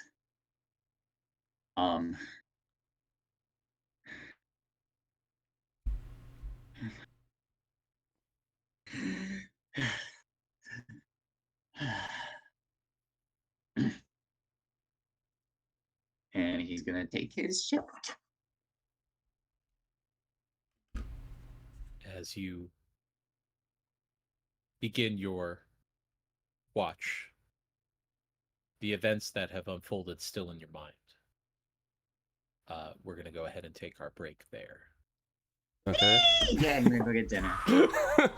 So happy after that dream. Damn! Ooh, finally. That was pretty intense. Oh. That was, yeah. Yeah. Ensure that your noise gate is. Do you have a fan on or an air conditioner on?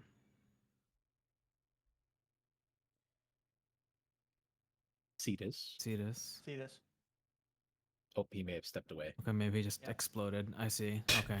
You blew him up from that Yeah, massively yeah, awesome they just let it go. dream. Whoa. He cut out of reality. Wow. Transcended. You mean auto-reality? Oh, to reality. Take just No. a Now I need to bonk you. couple of minutes break here, and then we'll get back into it here. Yes. I gotta fetch some You do, dinner are you stuff. are you doing okay, Dana? Yeah, I'm doing okay. I haven't moved much, All but right. I have to use the restroom, so we'll see how that goes. Please Good be luck. careful. Yeah, wishing luck. We're gonna hear. We'll We're gonna hear screaming from the hallway. Oh, Switch this back. no. No, you're not. Leave the No, mic you're not, on. 'cause so we Don't hear say the- that. No. I'm gonna mute the mic. I'll tell you that. All right. I'll be All right right. back. All right. Back in a few. Yeah, I'm gonna switch this to my chat scene and get some work on it. Also, to my chat in particular, this is kind of the period where, oh, I could deafen myself. I forgot I could do that. Yeah, there we go. So this is the point where I can just do my thing. I am going to do the ad break now. I normally will not do any ad breaks and whatnot through the middle of any goings on. But yeah, once we hit like a big break like this is when I play it. But luckily it doesn't usually take up the whole break time. But if you're subscribed, you can avoid the ads there and just get to relax. Otherwise, Please bear with me through the ads, and thank you for your patience and support. Anyway, I am going to be right back.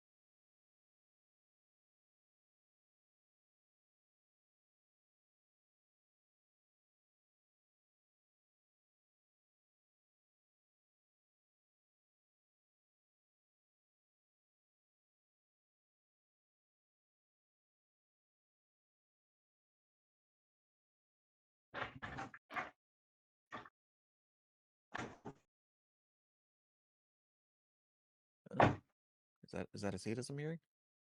I have watermelon. I'm back. Oh, welcome back with the watermelon. Nom, nom, nom, nom. We Never are make taking me our break. improv again. Well, I was like, oh shit, I sweetie. have to do something here. Well, sweetie, that's part of D&D. You gotta improv. Yes, and Exactly. Yes, hands. Do you Almost have the- an air conditioner or a fan on? See this. Do I have any music playing? No. Okay. Yeah, I should be having music playing. I just don't know why your mic quality has been like particularly cutting this time. Let me see if I can. Yeah, it'd be good to try and fix that while everyone's taking their break. Oh wait, oh wait, like this. Is this a little better? There we go. Now people can also hear this one. I So, really need to fix all this. The effect that's kind of happening, right, is like you're speaking, say, for example, you say, I don't know, like book, right? But it's like, like there's like this sort of stutter that's happening. And either that's a loose connection or that's like noise suppression cutting out half of your voice. Which mic are you using? I'm just using my computer. This is the only mic I've ever used. Okay. The computer mic. Interesting.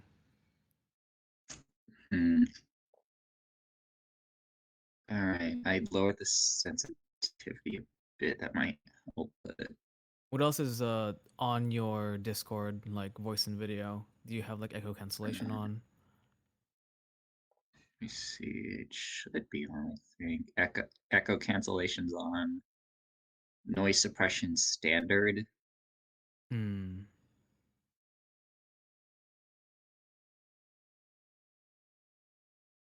What does it sound like if you turn echo cancellation and noise suppression off? Ooh. It sounds like this. Okay. Keep speaking for a bit because I think you're not cutting out anymore. Okay. So is this better, or because like these are the settings I've had? I guess this might be better if it keeps me from cutting out. Yeah, you're right. Is anyone else listening? I hear it. Okay. It sounds pretty good to me. Cetus, yeah, Cetus is better now. Yeah, I think when we were getting more passionate, it was when it was started to cut out. So it may have just been too high a volume, maybe. I don't know. Maybe it was a noise gate thing, but whatever you're doing now sounds sounds better. I was hearing All it the right. entire time, actually, regardless of whether he was doing high passion scenes or not. It was like starting to like chop, and I was like, and I don't think that that's necessarily an internet issue at this juncture.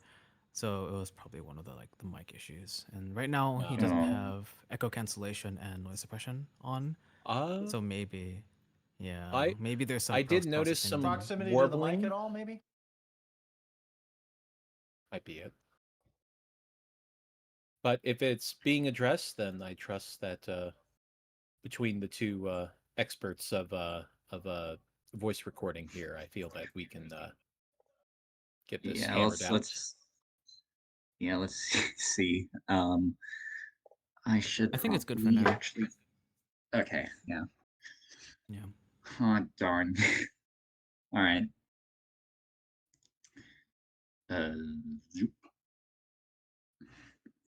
I'm really gonna have to get used to all these audio settings. It's a lot of stuff. It is. I have to make sure everything is working properly, otherwise no one's gonna be able to hear it. What doesn't Ugh. help is my wireless headsets don't really want to connect properly. Like for some reason they'll connect every now and then, but then suddenly they just don't want to connect anymore. And it's like I have to reset them all over again. Had that problem happen often. That's why I couldn't use them anymore.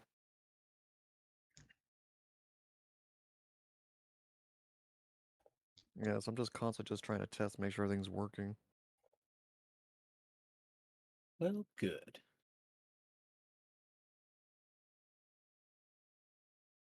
This As long is as an my little additional dragon's note. working, that's all I care.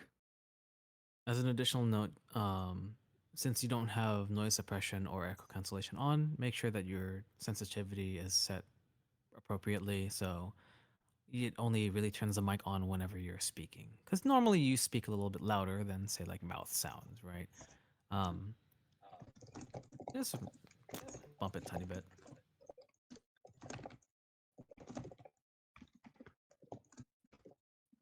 We'll get there in the end. Either way. We will get there in the end. Yeah. I think everything still came across. I don't think that there was any loss of the narrative that was being put forward. There were some Well, parts in Hoy's talk at the very end of Pearl when he was telling the story that it seemed like it cut out at some key points, but I think we were still able to Yeah. get the gist of it. We got the gist of it. Everything made sense. all right. Cool. So I'm gonna spend the last 10 minutes saying shit for nothing. Not for nothing. I heard. I understood what you were saying. Most of it. Yeah, it I wasn't think. for nothing. Yeah, same.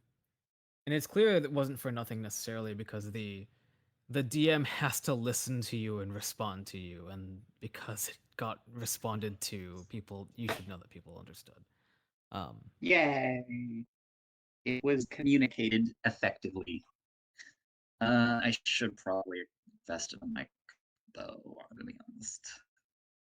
I don't know. What would you recommend? It would be a good idea to invest in a microphone, especially if you're going to do more stuff on like streams or whatever. Any cheaper USB microphone is probably fine if you're not doing anything of extreme importance with recording. I have been using So- a Samson Meteor mic now for several years, and it is doing pretty darn good. And is probably one of the lower end of cardioid mics. Yeah, Samsung Meteor is not too bad of a USB mic, and it's pretty small. All I right. do not remember mine, but I will find it. Yeah, because I think I just think overall my voice quality is probably really low, regardless, because I'm just using the default. So I'll see. I will look into that, and hopefully, maybe Mhm. I'll have a nicer voice in the future. I mean, you have I'll a see. nice voice Anyway. already. So low quality, this isn't me just being like self-deprecate. I know it's low quality. Like I listen to it, and it's just like, oh wow, I can hear the bits. You can hear it crunchy. It's very crunchy.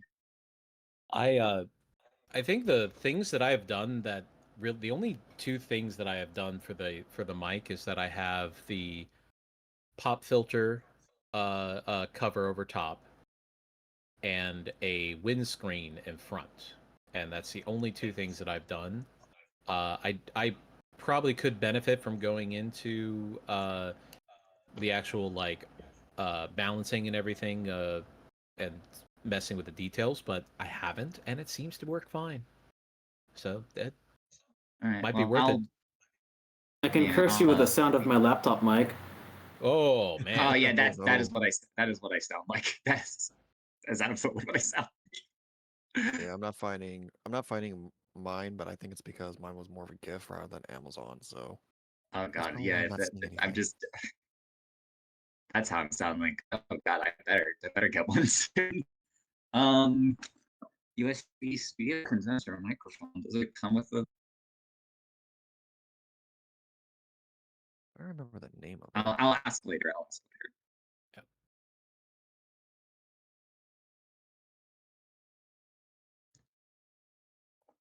There was a USB microphone that I used where I used to work. It was called a Yeti microphone. It worked pretty well for just like regular voice when I was recording for trainings. The Yeti is pretty decent. It's a Yeah. good like workhorse sort of mic. The only thing that it like sucks about it is its form factor is gigantic, and so I recommend getting away from the Yeti mics, the USB Yeti mics, over time if you wanted to increase in your mic quality. Um, but yeah, Yeti's good. There's an Audio Technica like 2020 USB. That one's a very trusted like USB mic. In terms of portability, for years I've been recommending people a Samsung Go. That thing's like a really tiny, like portable, pretty good mic. It's good if you like want to bring your mic around. It can literally fit in your pocket. Um, but it obviously won't have like the best mic quality, but it's a very good one. And then the Meteor mic as well is a pretty good one too. For low end, sort of like still decent stream quality mics. Just thinking Will of you those little be? tiny little microphones that they put in the like the dogs when they have TikToks and they put the microphone up to the dogs and they go sniff sniff sniff sniff sniff lick lick lick lick, lick and they're just going crazy over it. Yeah, what do you say? Yeah.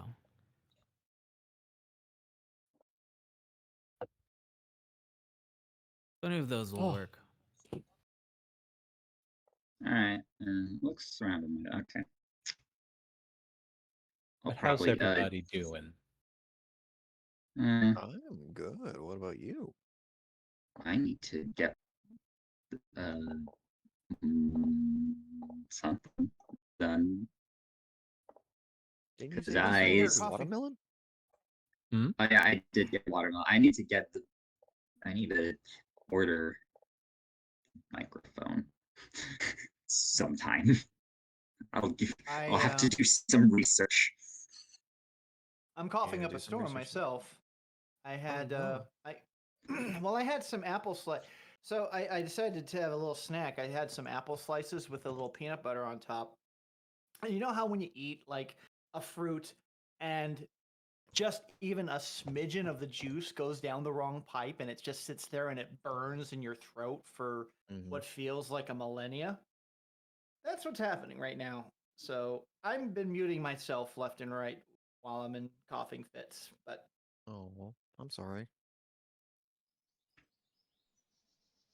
But I shall survive. But you better. For the sake of mic quality, I have turned off my air conditioner. I'm dying. It's hot. The sun It does get a little warm. is my mortal enemy. It is Terrible, cold. terrible things. The Horrors, horrors beyond imagination. You're As such a someone who bad has guy. gotten a sunburn in October, I feel certain ways about the sun. The day starts. It curses us. Sunburning, water skiing. You're just having all the elements attack you right now. Oh, I'm not sunburned right now. I made sure to. I have that. I use the aerosol at this point, and I just basically just stand still and tell everybody to go, and just go head to toe all over me with the sunscreen. So I'm good. But I'm just talking about just in general of your experience so far. The only elements you're missing is earth and air. I did skydive once, and it went fine. Did you? But I will say, it was an odd experience because I did a tandem jump. And when you do a tandem jump, you can only be up to a certain weight amount. So I'm a big man. And the way they set you up is that they basically hook the instructor to your back. Oh, that type. So I got the smallest woman strapped to my back. I looked like the fattest baby in a baboose. It was just... It was embarrassing, I'll be honest. And maneuvering in the plane was impossible. Because, like, she's like 5'6", and I'm like 5'10", so I'm just like crouched down trying to be like, all right, let's do this. Once we're in the air, everything was fine. Once we got on the ground, you know, once you land, you detach anyway, so it's all good. It was just those couple of minutes that we were together in the plane that was really, really awkward. Oh, I bet. So yeah, that's my air story, I guess. Anyway, is everybody ready to get back in? We don't have. I just got too back. much. Excellent timing. Good timing. Yeah, yeah. We all have the same mind. Dirk arrives just when he needs to. Just in time. A Dirk is never late. Oh. All right. The Dirk is always on time. Thanks. So he arrives precisely when he needs to. But yes, you all awaken. As Poi is still standing outside of Liamon's tiny hut, looking off, keeping watch. As the rest of you awaken, with having gained a full long rest. So go ahead and reset yourselves.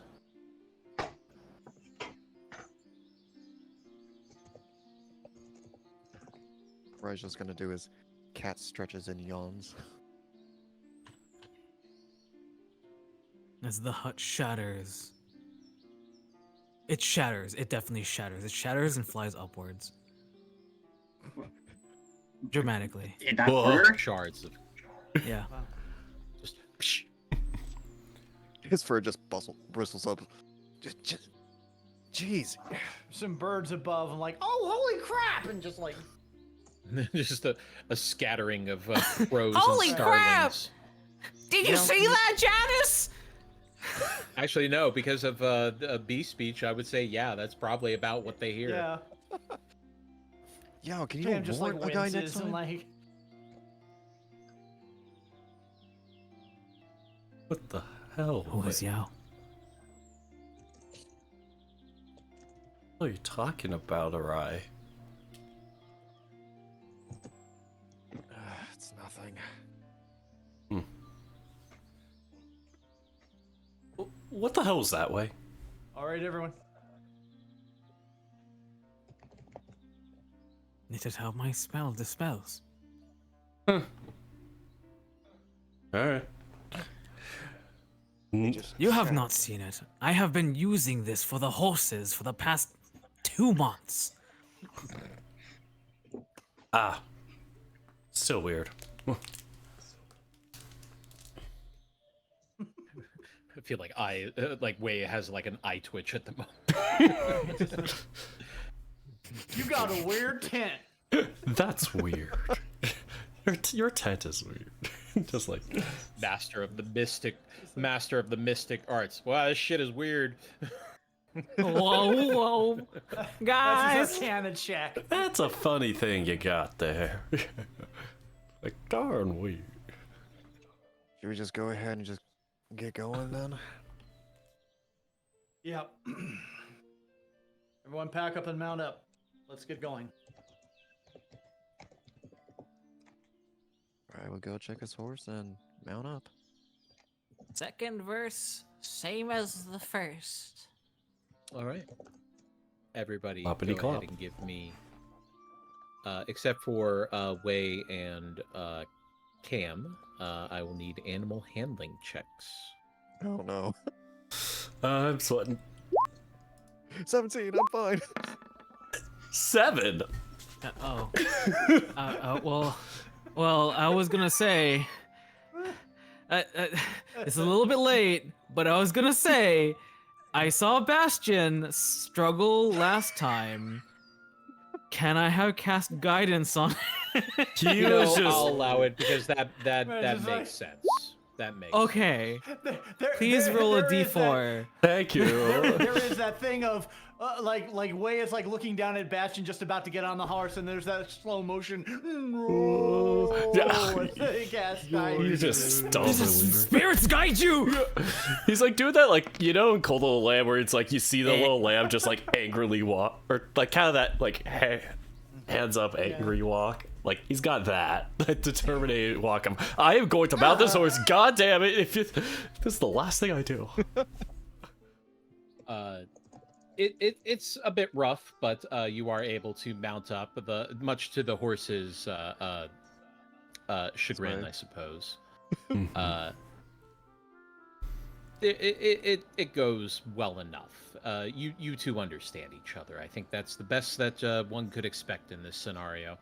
As Arai is capable of mounting up no problem, very, very deftly and agilely. I'm getting better at this. I need a animal handling from Poi. Oh boy, this went so well the first you can do time. it, boy. Wow, one of the few. I'm so angry. One of the few skills I'm not good at. The one I can't cheat. Oh man, you people and your amazing stats. I have like 3 of those. Crap. 4. Martial classes in the background, watching all of the bards and rogues have fun doing stat checks.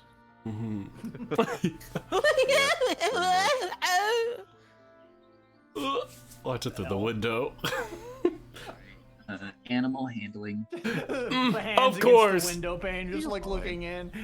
There we go. God. It's just Orion, Poi are like Patrick and SpongeBob just running. They're 17s. I have the 7 looking through the window. Oh my word. I would say that you all would notice that Poi, whereas Poi was very agitated yesterday and erratic in his movements, seems to be taking things a little bit slower and more focused today. Well, that's new. But Poi, you are able to mount up with no issue as you get on your horse and look back at everybody else as they start mounting up.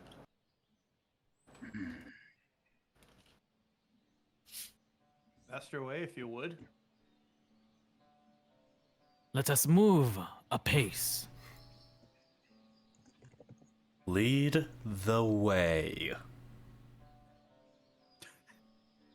Bastion's just through gritted teeth. Where is Arise it? holding Where's back where, the where's the shoving off your horse? No kidding, just kidding. I'm not doing that. I do it. Understandable. By the way,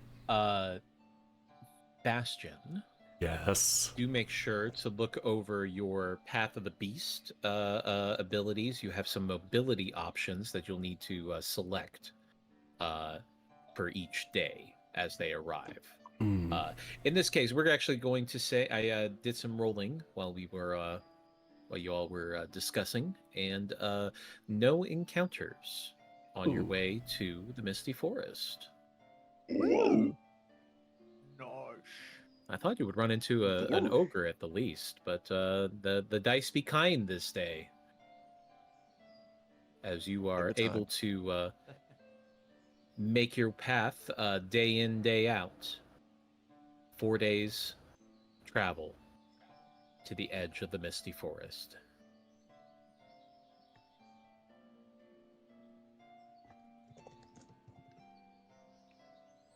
That way you have been to this area before, having skirted around the edges so as to not interfere with the sovereignty of Melendrock. However, this is a bit different, of course. But, that said, you do have the information that you have had previously. So, you may be the best one to lead in this scenario. However, it can be dangerous in forests, so the order in which you travel is going to be relevant. Cambro is going to suggest like an X formation, 2 in front, 1 in the middle, 2 in the back. Just so that there's somebody with somebody with hit points and martial ability up in front and up and back to cover. That will work for some of the areas that have pathways. However, if it ends up being into dense forest, you may have to go single file. Oh, we'll So keep that in mind. We'll take care of that when it comes up. Okay. In terms of points of entry, are there like any obvious preferences for us to choose from? Well, you were given some information regarding a village that was within the Misty Forest that seemed to do better under all of these attacks than others. Alt-hand, so you I do think it's called. Yes, you do have an idea of where you need to go. As far as entry points, none that's going to be significantly better than the others. It is just moving into the forest, after all. There are no barriers or anything like that. Most of the guard presence is usually done by wandering groups and sets. So okay, like wandering without any like clear paths as like, basically trotting around in the forest. around the edge of the forest, one would say, around their borders, so to speak. Okay. Do we Border have patrol. any? Yeah. Do we have any? Because I know we also had some form of authority to enter the forest as well, or were we too early for that?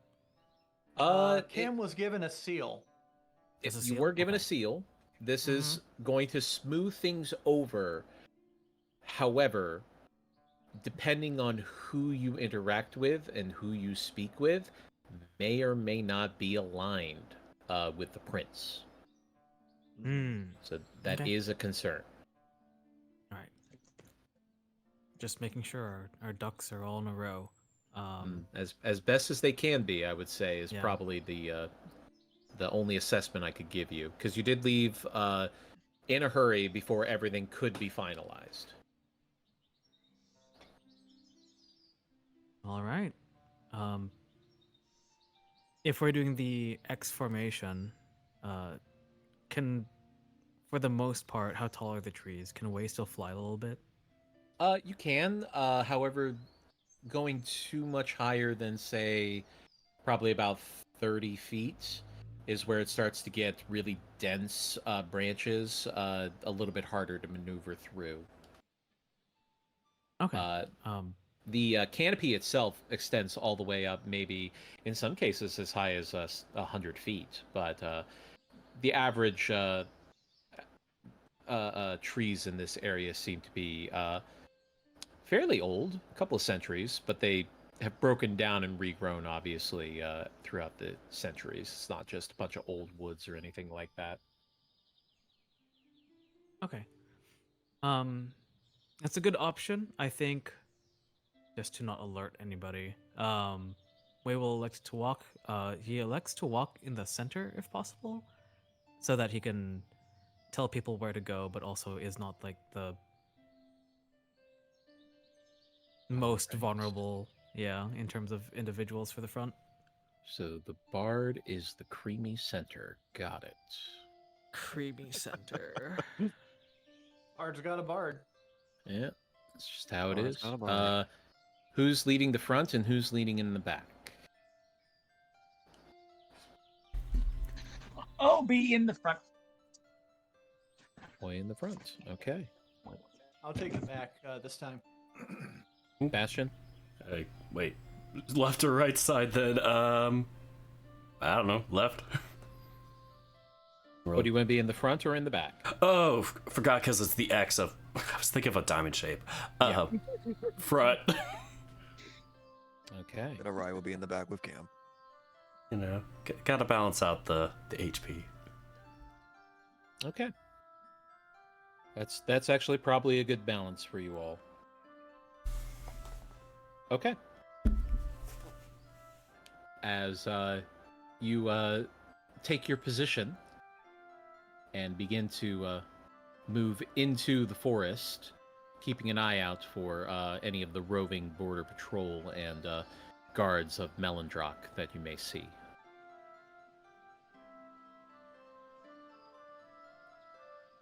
Stepping into the forest, it is a mix of trees. A lot of you are a little bit further north on this continent, so there are more coniferous trees, a lot more spruce and several pine trees as well.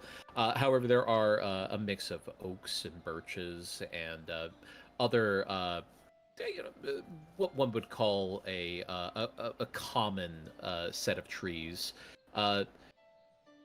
They are increasingly dense the further you go in, but there is a path that you are able to follow. So, as you are all going through this, if I could get everybody to make perception checks. Oh boy, I've had such great rolls today.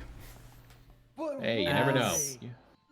As Wei has taken this position of kind of being a navigator and looking around, he not only has some form of map with him, assuming that we've been traveling with one at some point, then he would also have used enhance ability on himself for wisdom, for both perceiving and survival as necessary.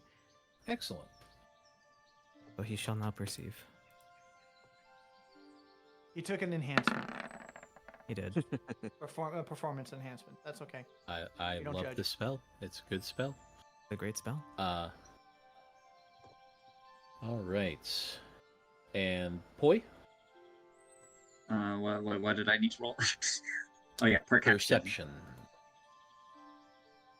Percocet. Call it.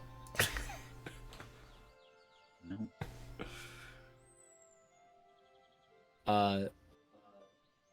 As you are all moving through this this forest along the path that cuts through, there's a lot of wildlife that's around you. You can hear the sound of birds and animals moving about into the trees. You do see some signs of life, of trails breaking off from the main path that might lead to people's individual homes or cabins, or maybe a camp that is off the path, perhaps. There's definitely evidence of people being here. However, with that said, you don't see anybody. There is no people around you. And Master Wei, you would know that traveling about a mile inward, you do find the remnants of a village that has been demolished, destroyed. Even the plants and the land surrounding it is sickly, diseased perhaps, poisoned.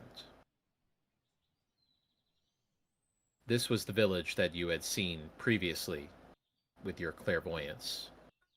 Now up close, it's easy to tell this is wanton destruction. This is what I have seen before. Pay close attention. This may be one of our quarries.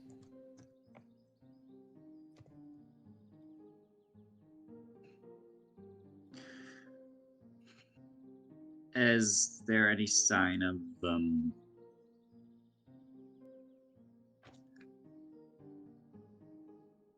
I guess how recent does it look?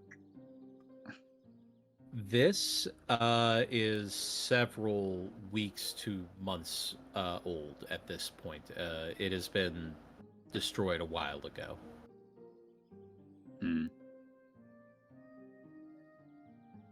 Alright. Notice the poisoned earth. The green dragon's doing, no doubt.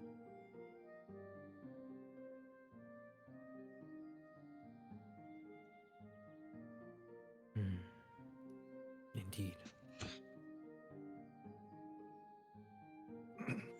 Are there any structures of note now that we're here? There Wanna take a look are. around? Yeah. Yeah, you can look around.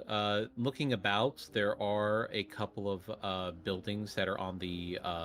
The interesting thing, this is not a clearing that this village is located in. It is actually located within the body of trees itself. It seems that Wood Elf culture is very much about building into nature and to not destroy nature in order to survive as a society. So they have basically built houses around the trees. And as you look up, you can see that there are, in fact, buildings that are along the trees, held up by ropes and planks of wood. However, everything is in tatters and just in an absolute state of destruction. Every house that you look at is dilapidated, broken, burnt, doors shattered. There's nothing in here but destruction. And every building you check, it is more of the same. This was beyond just an attack. This was a slaughter. Are there corpses strewn about? No. They're all gone. All gone. Scavengers may have picked them up. Perhaps. Arai. Could I ask you to make a nature check? Alright. 24, damn. Ooh. As they're discussing the bodies and what may have happened to them, you know about how much meat is on a humanoid, depending, within a range. Mm-hmm. Dragons gotta eat. That's a lot of meat.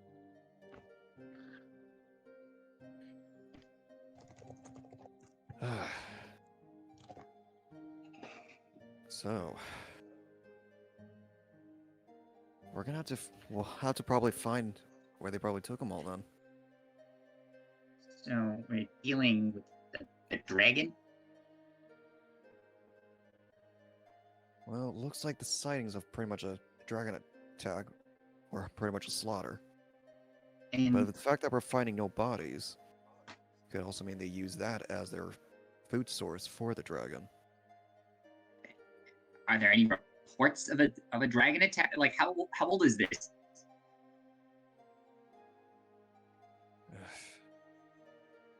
Say about weeks, by the looks of the damage. Only a few weeks. This has been happening, and it is strange that plant life does not grow again, which is why there is an idea that this is a green dragon. The green dragon's exactly presence would how- prevent...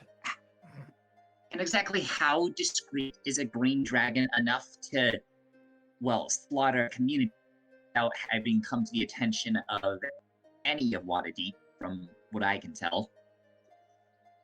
We are 4 to 5 days out. There. Also, to that and- point, Melendrock has been insisting that there is no issue and has not allowed anybody into the forests. I was going to say that I think Poi was with Pearl the entire time we were talking about this, so Possibly. maybe we would cast exposition upon Poi. This was also discussed in the meeting of the factions, which you all were present for. All right. It was covered up. I think did the prince also not Delon and the prince also tell us that when we were all They did. together? And even the prince is a little confused as to why his father has been so lenient about these attacks.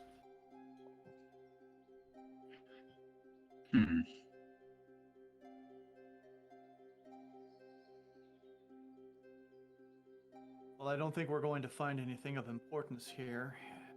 Everything's destroyed or poisoned. Let's move on and keep our eyes peeled, shall we? Indeed. Got it. Real quickly, Mm-hmm. on the theory that they were taken as a food source, is there any indication that they were all taken at any corpses were eaten here, or were they all just corralled up and moved elsewhere? That is going to require either an investigation check or a survival check or some use of a spell to provide that information. Was it Okay, table service or investigation. takeout? Was it DoorDash? Yes. DoorDash. Okay. Yeah. Dwarf I only dash. got 10. Well, he will attempt his survival while listening to the spirits of the land.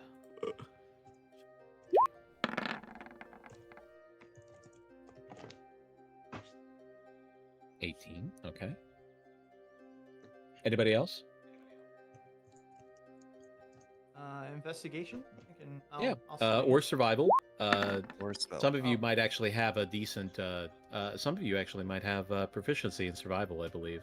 I think do, Bastion but that would have does. made it that would have made it a 9. So, bleh. I can't survive. Investigation. Does Bastion have proficiency in survival? Dirk's muted. Dirk, you muted, sweetie.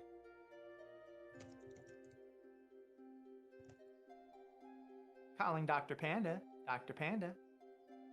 Dirk may have had to step away for a moment. Do Oh, a no. steppy. Do a panda steppy. We got investigation from Cam. A 10 from Arai. And an 18 from Way. Okay. Poi, did you want to get in on that? Investigation or survival? I mean, I guess I might as well. Yeah, I guess never know. investigation's higher. Help us out. Oh, okay. Okay. If we are, Oh, there's Bastion. There's yay. Whoa! Nice. Oh, nice. Hey. Oh, wow. Okay. There's also another thing I wanted to add upon. If there's any evidence of the actual poison, doesn't Poi have a poisoner's kit now? Can he investigate using that? Yes. Oh, right, I do have that. Oh, isn't that fun? Isn't that funny? Dirk, as a reminder, if you're trying to talk, you're muted.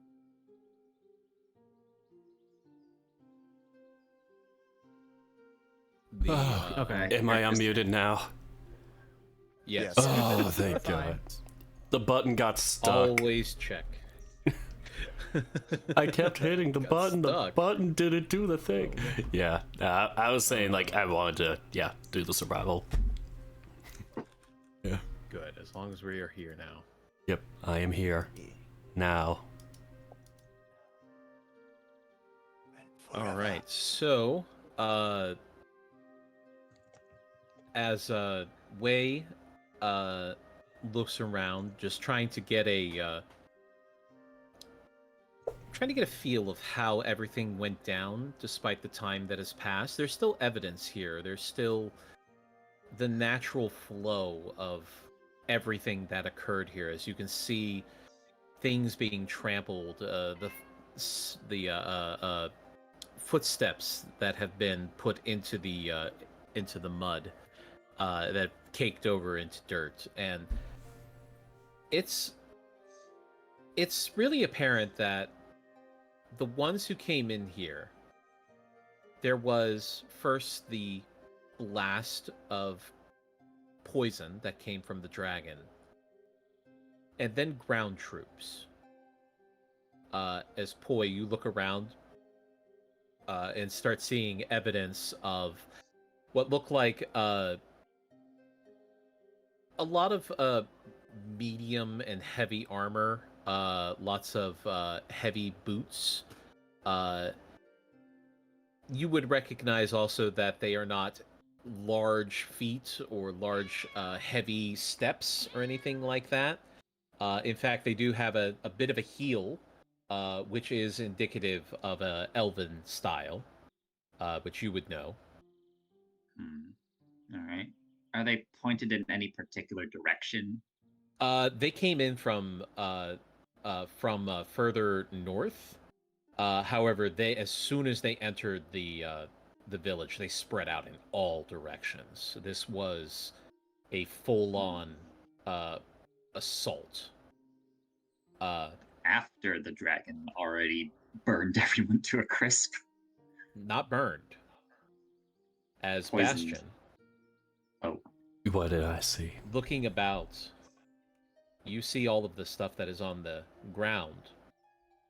But you know that there are things that happen in the air as you look up and start looking through all the buildings and how everything has been hit by the poison, how things are dead. You can actually see almost a scar of the poison as it goes across everything. And as you trace the path, you realize that the dragon attacked the people in the upper boughs first. And the people who were up there tried to flee for their lives, only to be hit by ground troops as soon as they made it to the ground. This looks malicious to me. I could see this. It was a top-down attack. If you can see that path there, looks like a dragon or something. Like, breathe its stuff up there. And people try to escape. Well, and yeah. I don't understand. This is obvious evidence of a green dragon being involved. Why would Melon turn a blind eye to this? Well, as I was gonna say too, like the dragon hit on top, troops on the bottom. It's an obvious sandwich. Like it's coordinated. Yeah, this isn't just an accident. And I point your attention to the scattering of heels over here.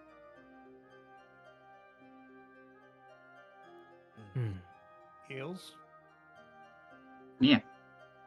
As Toy is pointing to some footprints that are very faint. You can just barely see them, Cam. See right around here. That's a heel. This is elven. These are elven boots. And as they arrive in the village, as you can see right over here, they start to spread out. So this was coordinated. But why would they? So, is this elves turning on their own people then?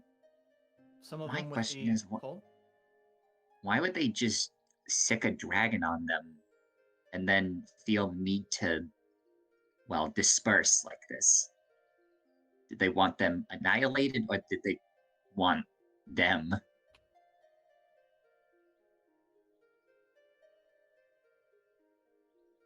Can we kind of triangulate their position and sort of the direction in which the troops are coming from, and sort of the rumored location of where the village that's doing well? Like, how are these arranged? Sorry, one more time. So, where are the troops coming from? Like, if we're looking at a map of the forest, is there anything in that direction where the troops are coming from? And where is the location of the village that's doing well? Althand, I think. Althand is further in. As Mhm. far as is there anything leading that way? It's hard to say in the forest because there's just the paths that you can see that cut through. But other than that, you know, there could be other things out in the woods. You would just have to go and find them. Visibility is pretty poor, unfortunately, with how dense forests are. However, it's safe to say that if you were looking for another village, if they're similar to this one, it likely would be easy to spot now that you know what to look for. Master Wei, do you have this village on your map with a name on it at all?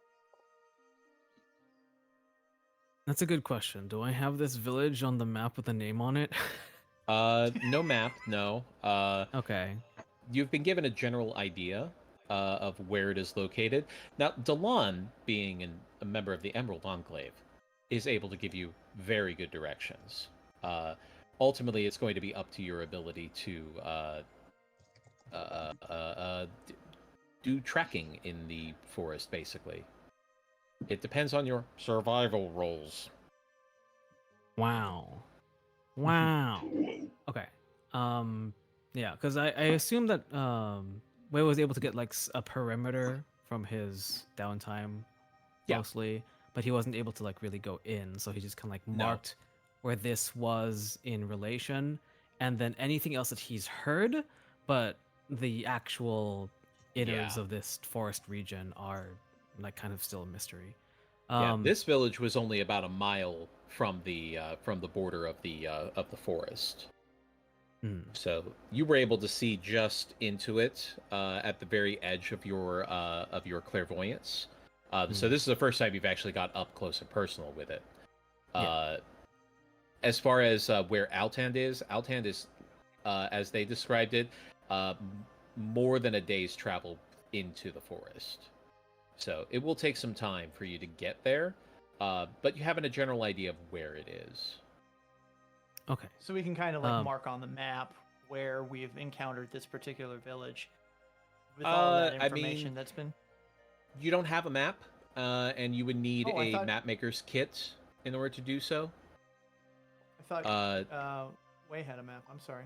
I thought we had like a general like world sort of like thing, but if we don't have it as an actual thing, you can then sketch it that's out fine. and just have a general idea. But to have an actual like map is going to require cartographer's kit.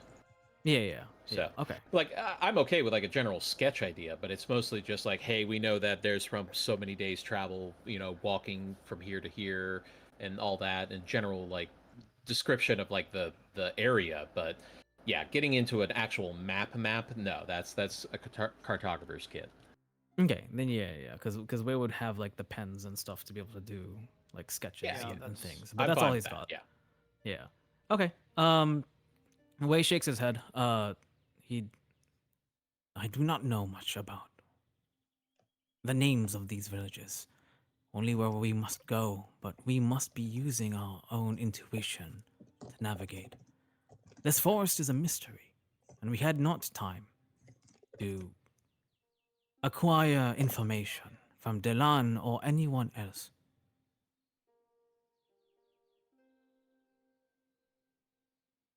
All right. I elect that we go still to the direction of... Oh god, I keep forgetting the name of that village. Althand? Althand.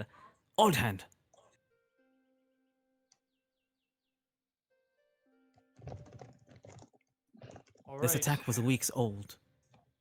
Any sort of motion might be long gone from this Uh, incursion. as Wei and Cam discuss this, Poi, could you make me an insight check?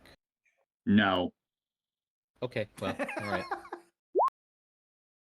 Okay. But if hypothetically I did, this is the result. It would be a 17, hypothetically? Okay. Mhm. Well, hypothetically,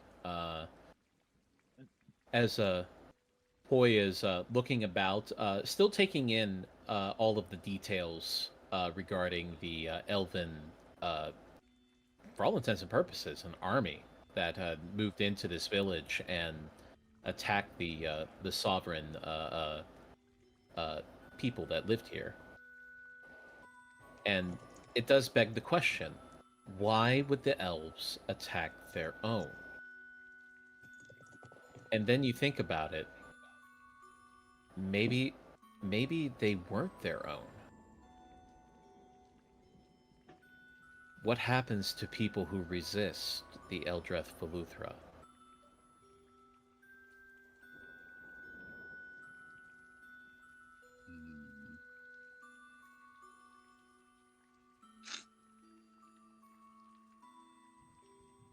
Does he...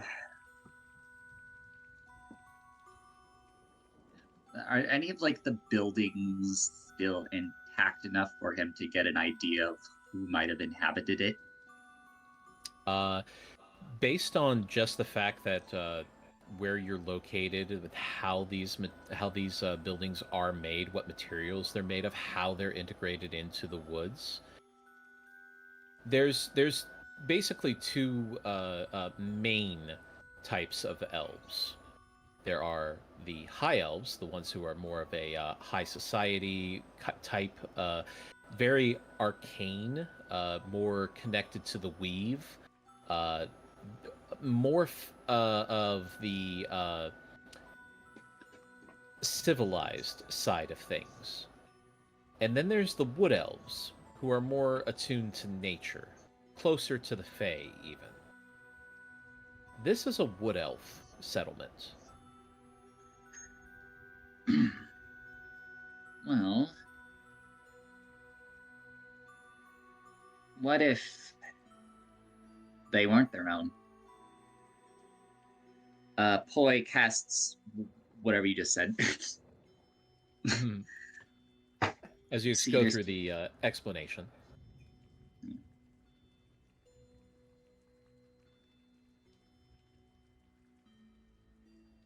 That would be a reasonable guess.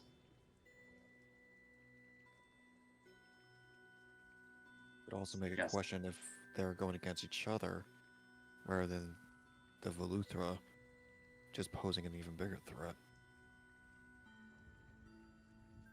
They're working hand in hand with the cult. That magnifies the threat even more.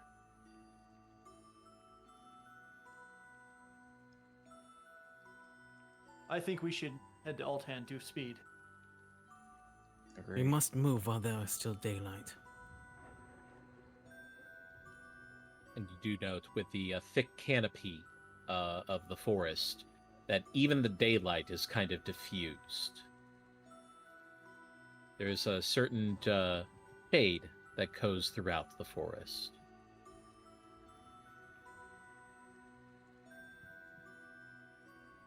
Like a Nami. So that's... Well, Wei likes to move. All right, let's cast Go to next location. Before they leave, Cambro, taking up the rear guard, he kind of turns towards the towards where the abandoned village was, and he just like does the equivalent of a cross, or whatever would Bahamut's symbol be, in like a silent prayer for those who have fallen. And then he turns and follows the rest of his team.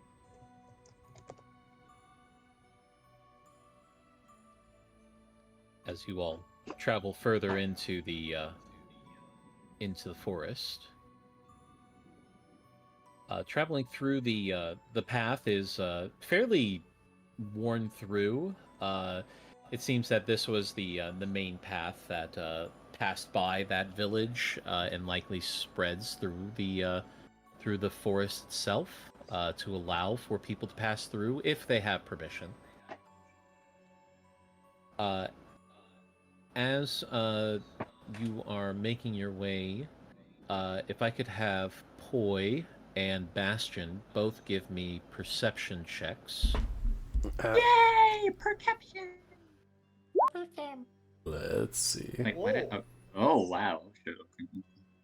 That's a... Perception! All right. Not bad. Also perception. All right. Perception.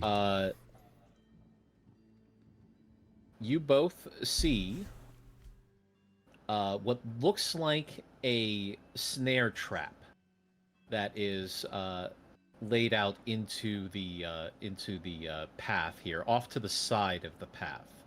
As hold on. Poi, like, motions. Okay. And Bastion, you see it too. It's fairly obvious. It's a bit crude even.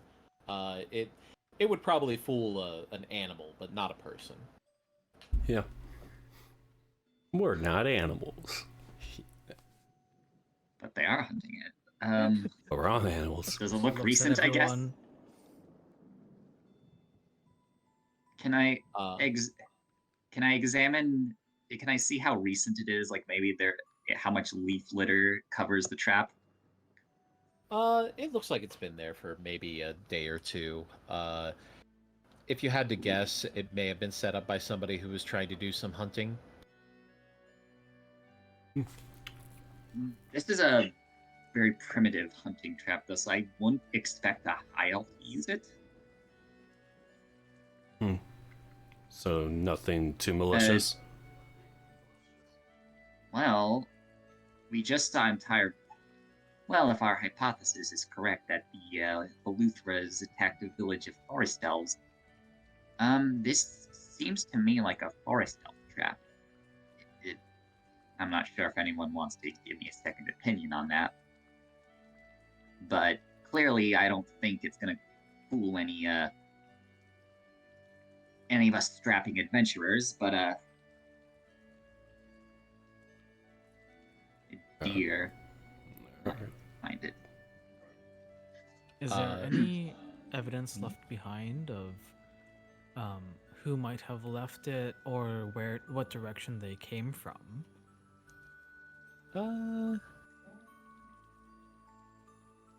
I would say survival check just to see if there's any trace of anything like that. Could I check too?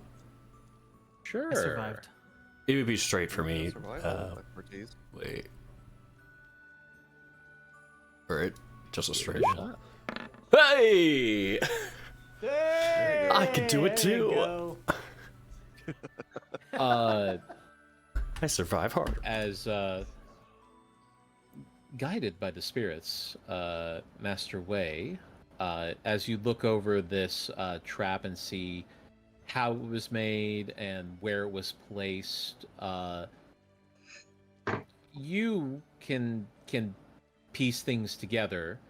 But as Bastion looks over and just sees it with the glance of his eye, you immediately recognize that's an orc trap. That is made by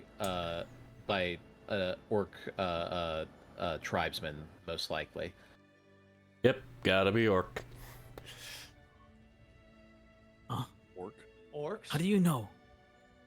Well, just look at the shape of it, just how they set it up. This isn't refined. Yeah, it's very crude. If I know one thing, talking to an orc or two, no offense. Yeah. Nothing too fancy. Like, Bastion tries to give, like, one or two things that would be, like, very, like, nitpicky details about, like, I don't know, something orcs would do with how they construct things, but, yeah, nothing too elaborate. One of the biggest, like, I think complaints that one would have is that the tension they like to use sinew for the line instead of just a vine or any kind of like lashing or anything like that. And it's good, it's strong, but in many cases, they'll just launch rabbits into the air once the tension is released. They love their tension. Because there's just I don't want to too much power in the sinew.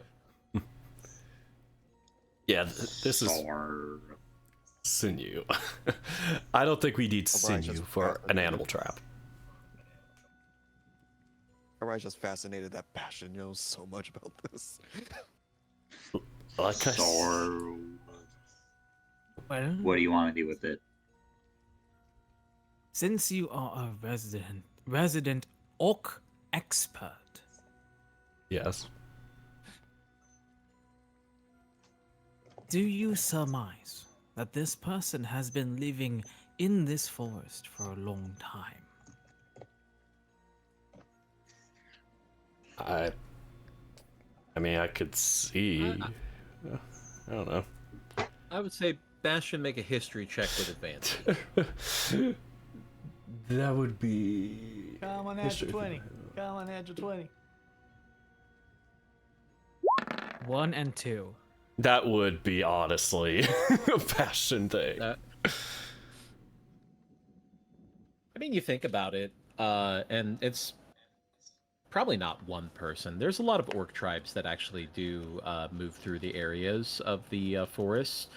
In fact, there's usually a lot of tension between orcs and elves because they don't really recognize the sovereignty of the elves in the forest, and they pretty much just do whatever the hell they want. Yeah, looks like kind of a group of people to do this. Not much like organization, Now, but you know. Now that being said, that means there is a tribe most likely in the area, so that is a concern. Yeah, so watch out for that. Be careful of the tribes. This is what I would like to know. It is important. If we are able to make contact, since you know so much about orcs, I expect you to speak with the orcs, because the orcs are a third party. Yes, I can speak to the orcs. He tries to mimic exactly how Master Way says Orcs. it. The orcs. Orcs. Orcs. Orcs. Just like getting into a little battle. But yeah, no, I did some reading up on orc, or should I say, little game and study with one back at Bardeep. So I'd say it's kind of under my language belt. If we are able to establish friendly relations, they may be able to guide us in a much more efficient way than stumbling around, or they may become another hindrance. Well, to find out if they're aware of the dragon's presence, and we make our presence known to be in combat of that might be a good leverage point. Do we think?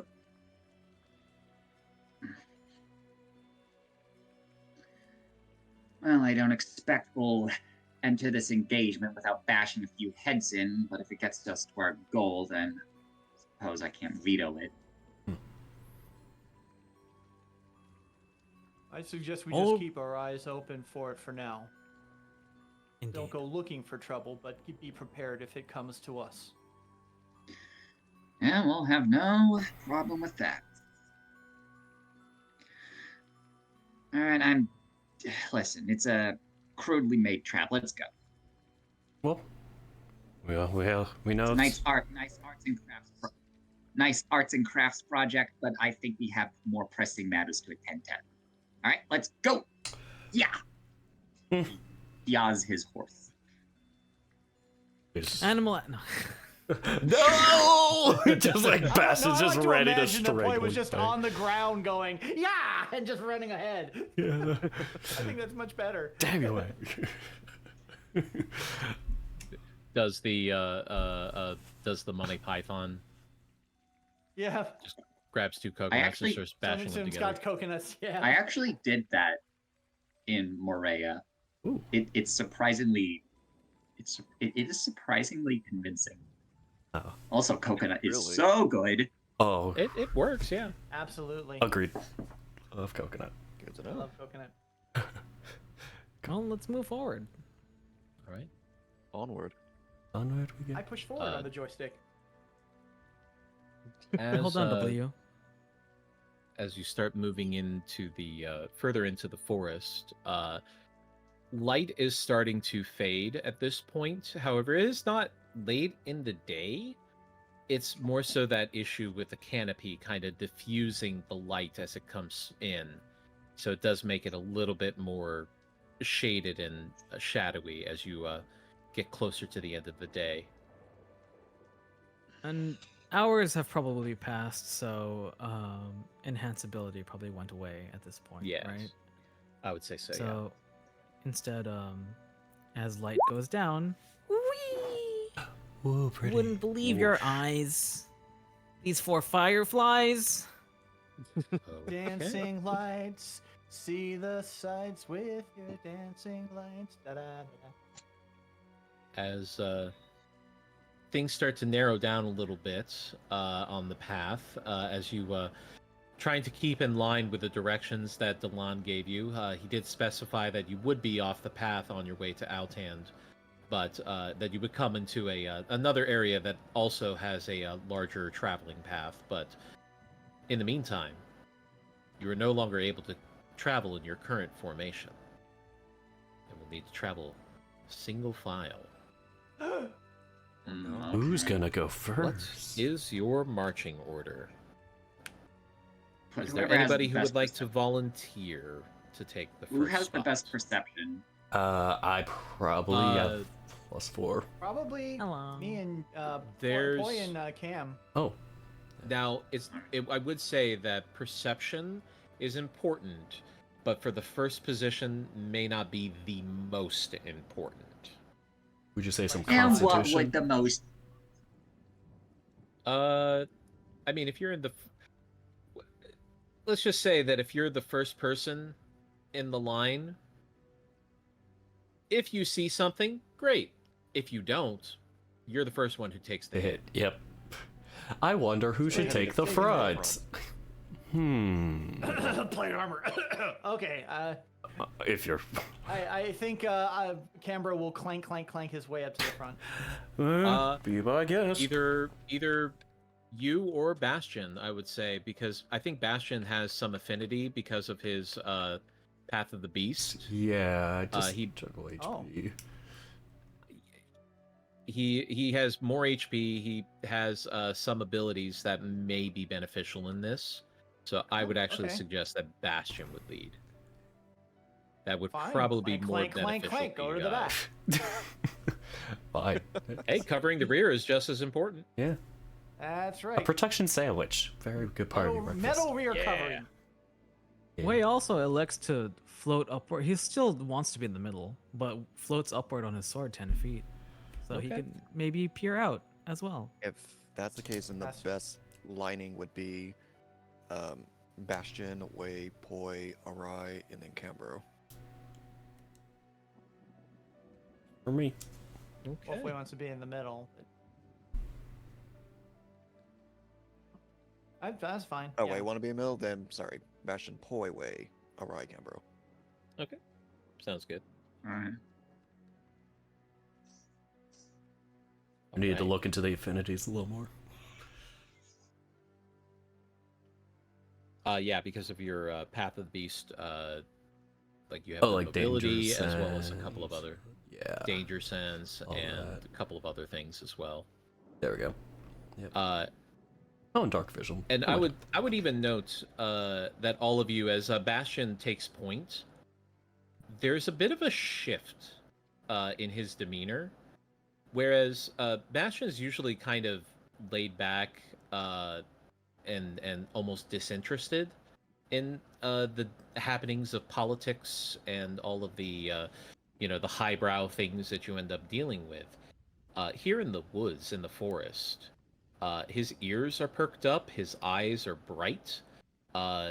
He doesn't seem nervous though. He seems more at home. He's in his element. Something about this place is very familiar to him, and he's definitely comfortable here. I have like it's a back of my hand, just like, yep. He holds up his back of his hand. Oh, what's that? It's like slice it. No, but I got it. It's okay. we're fine. So, but seriously, he is just like it's like when you're in the zone at work, like that type of zone. Absolutely heightened. Oh, and where you have dancing lights out, correct? Yes, he does. What? All right. So you have Dang. some light. Good. All right. So since you have light, I'm gonna say, go ahead and give me a perception check. This will be a straight check. Bastion, since you are leading. Yep. Oh my gosh, words are tiny.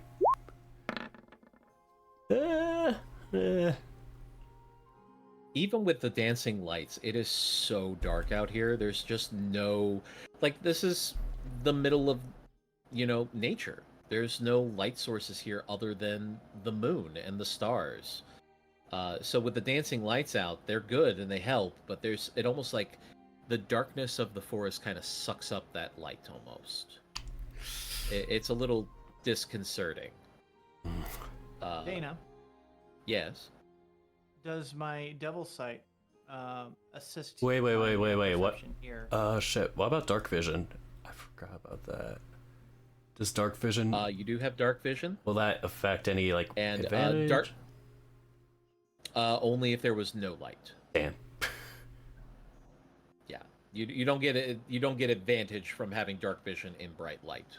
But it says that you can see in dim light within 60 feet as if it were bright light. Yep, that is correct. Yeah. Even still. So that is being considered. Don't worry. Okay. As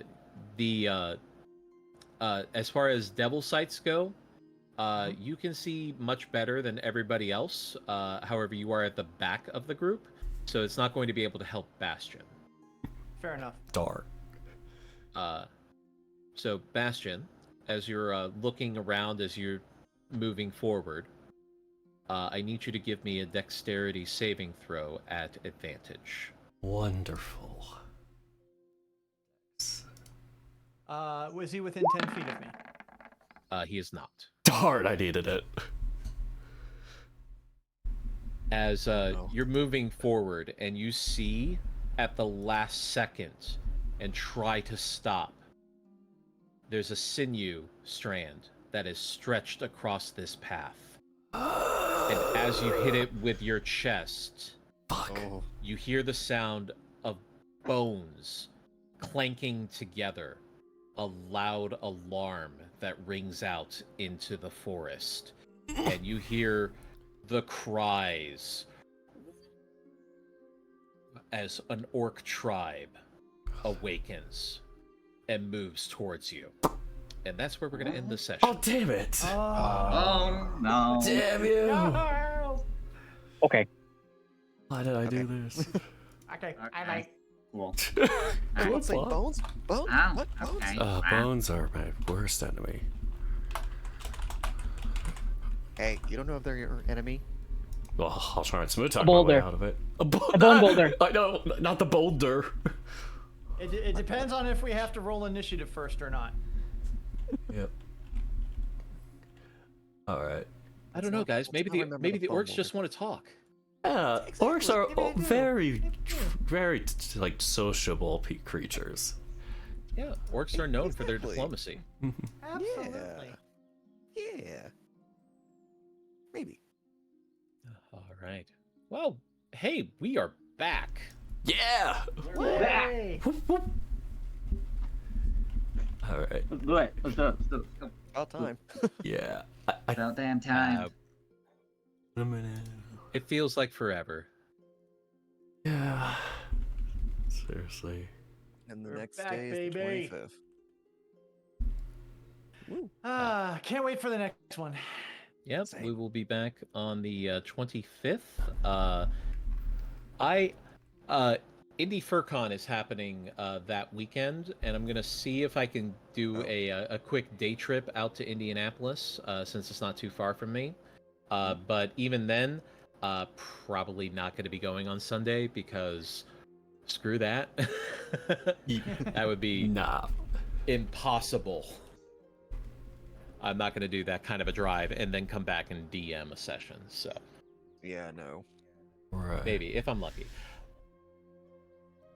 All right. Woo! I do need to add the Orcan language from that 2-week or 20-day kind of time we had. Yes.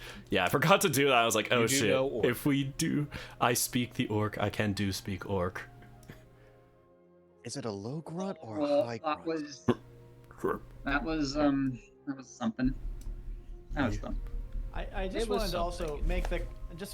make the comment that I felt really wowed by the dream sequence tonight. Yeah, that was pretty. So you guys did an excellent job. I just wanted to put that out there.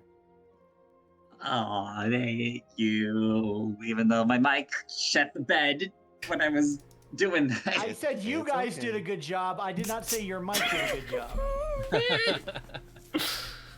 Hey, you're fine, Cetus. Don't worry. Thank you. It's fine.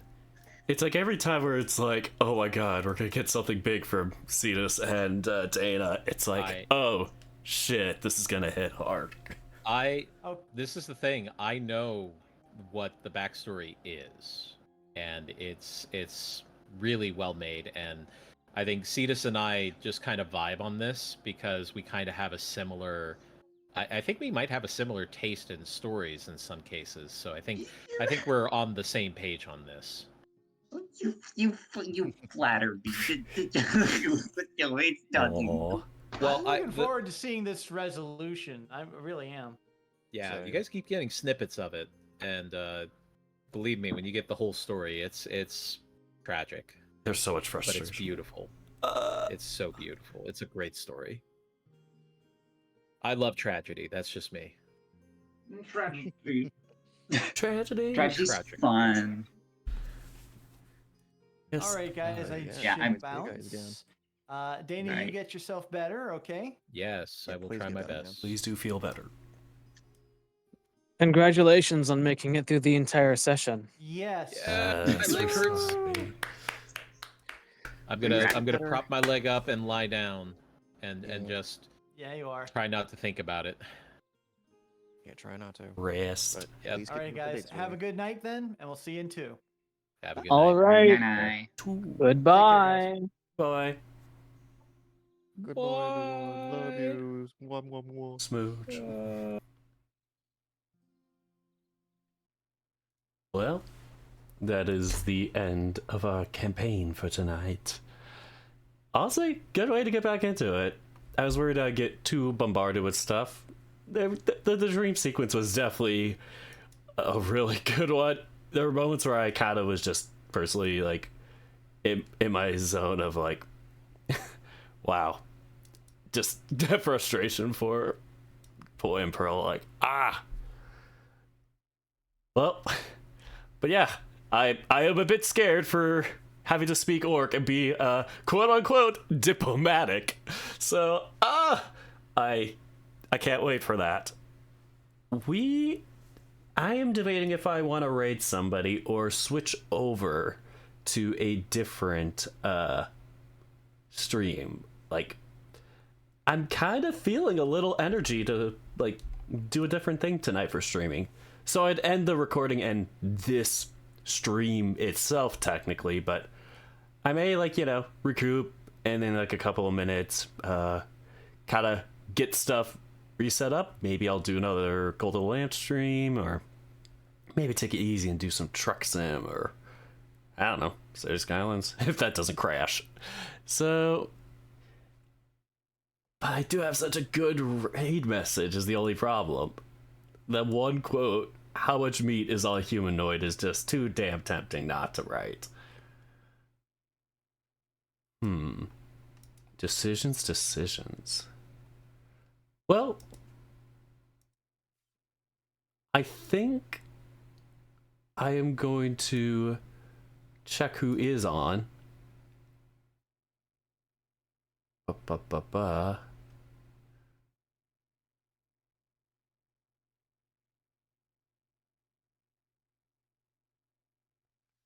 Ooh, I don't think I've rated Risago before.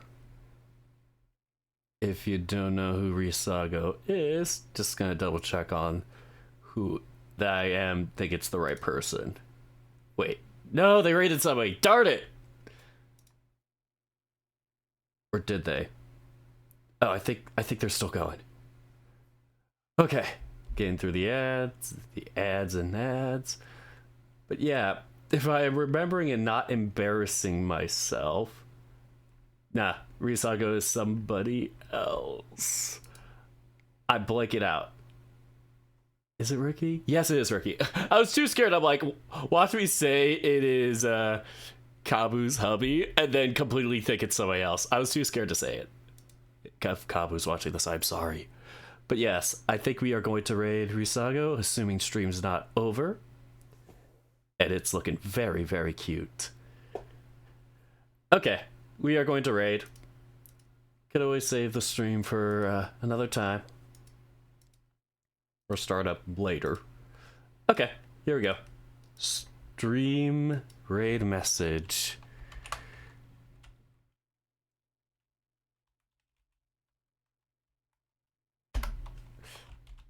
How much meat is on a humanoid?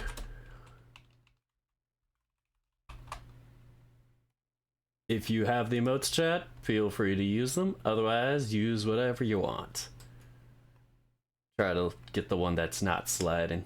Don't want to overwhelm our streaming buddies. Yeah, I really appreciate the people that came and just for having a good time with the stream. Normally I say thank you all for entertaining me, but during these streams I don't have the chat interact because of staying in character and story. But thank you all for letting me entertain you. And I forgot to type in raid. There we go. Thank you all for letting me entertain you. And until next time. It's broken. I keep forgetting the button is broken. Instead, we'll just do the old school outro. Take care, folks. Have a wonderful night. And all that jazz. I'll have to fix that someday.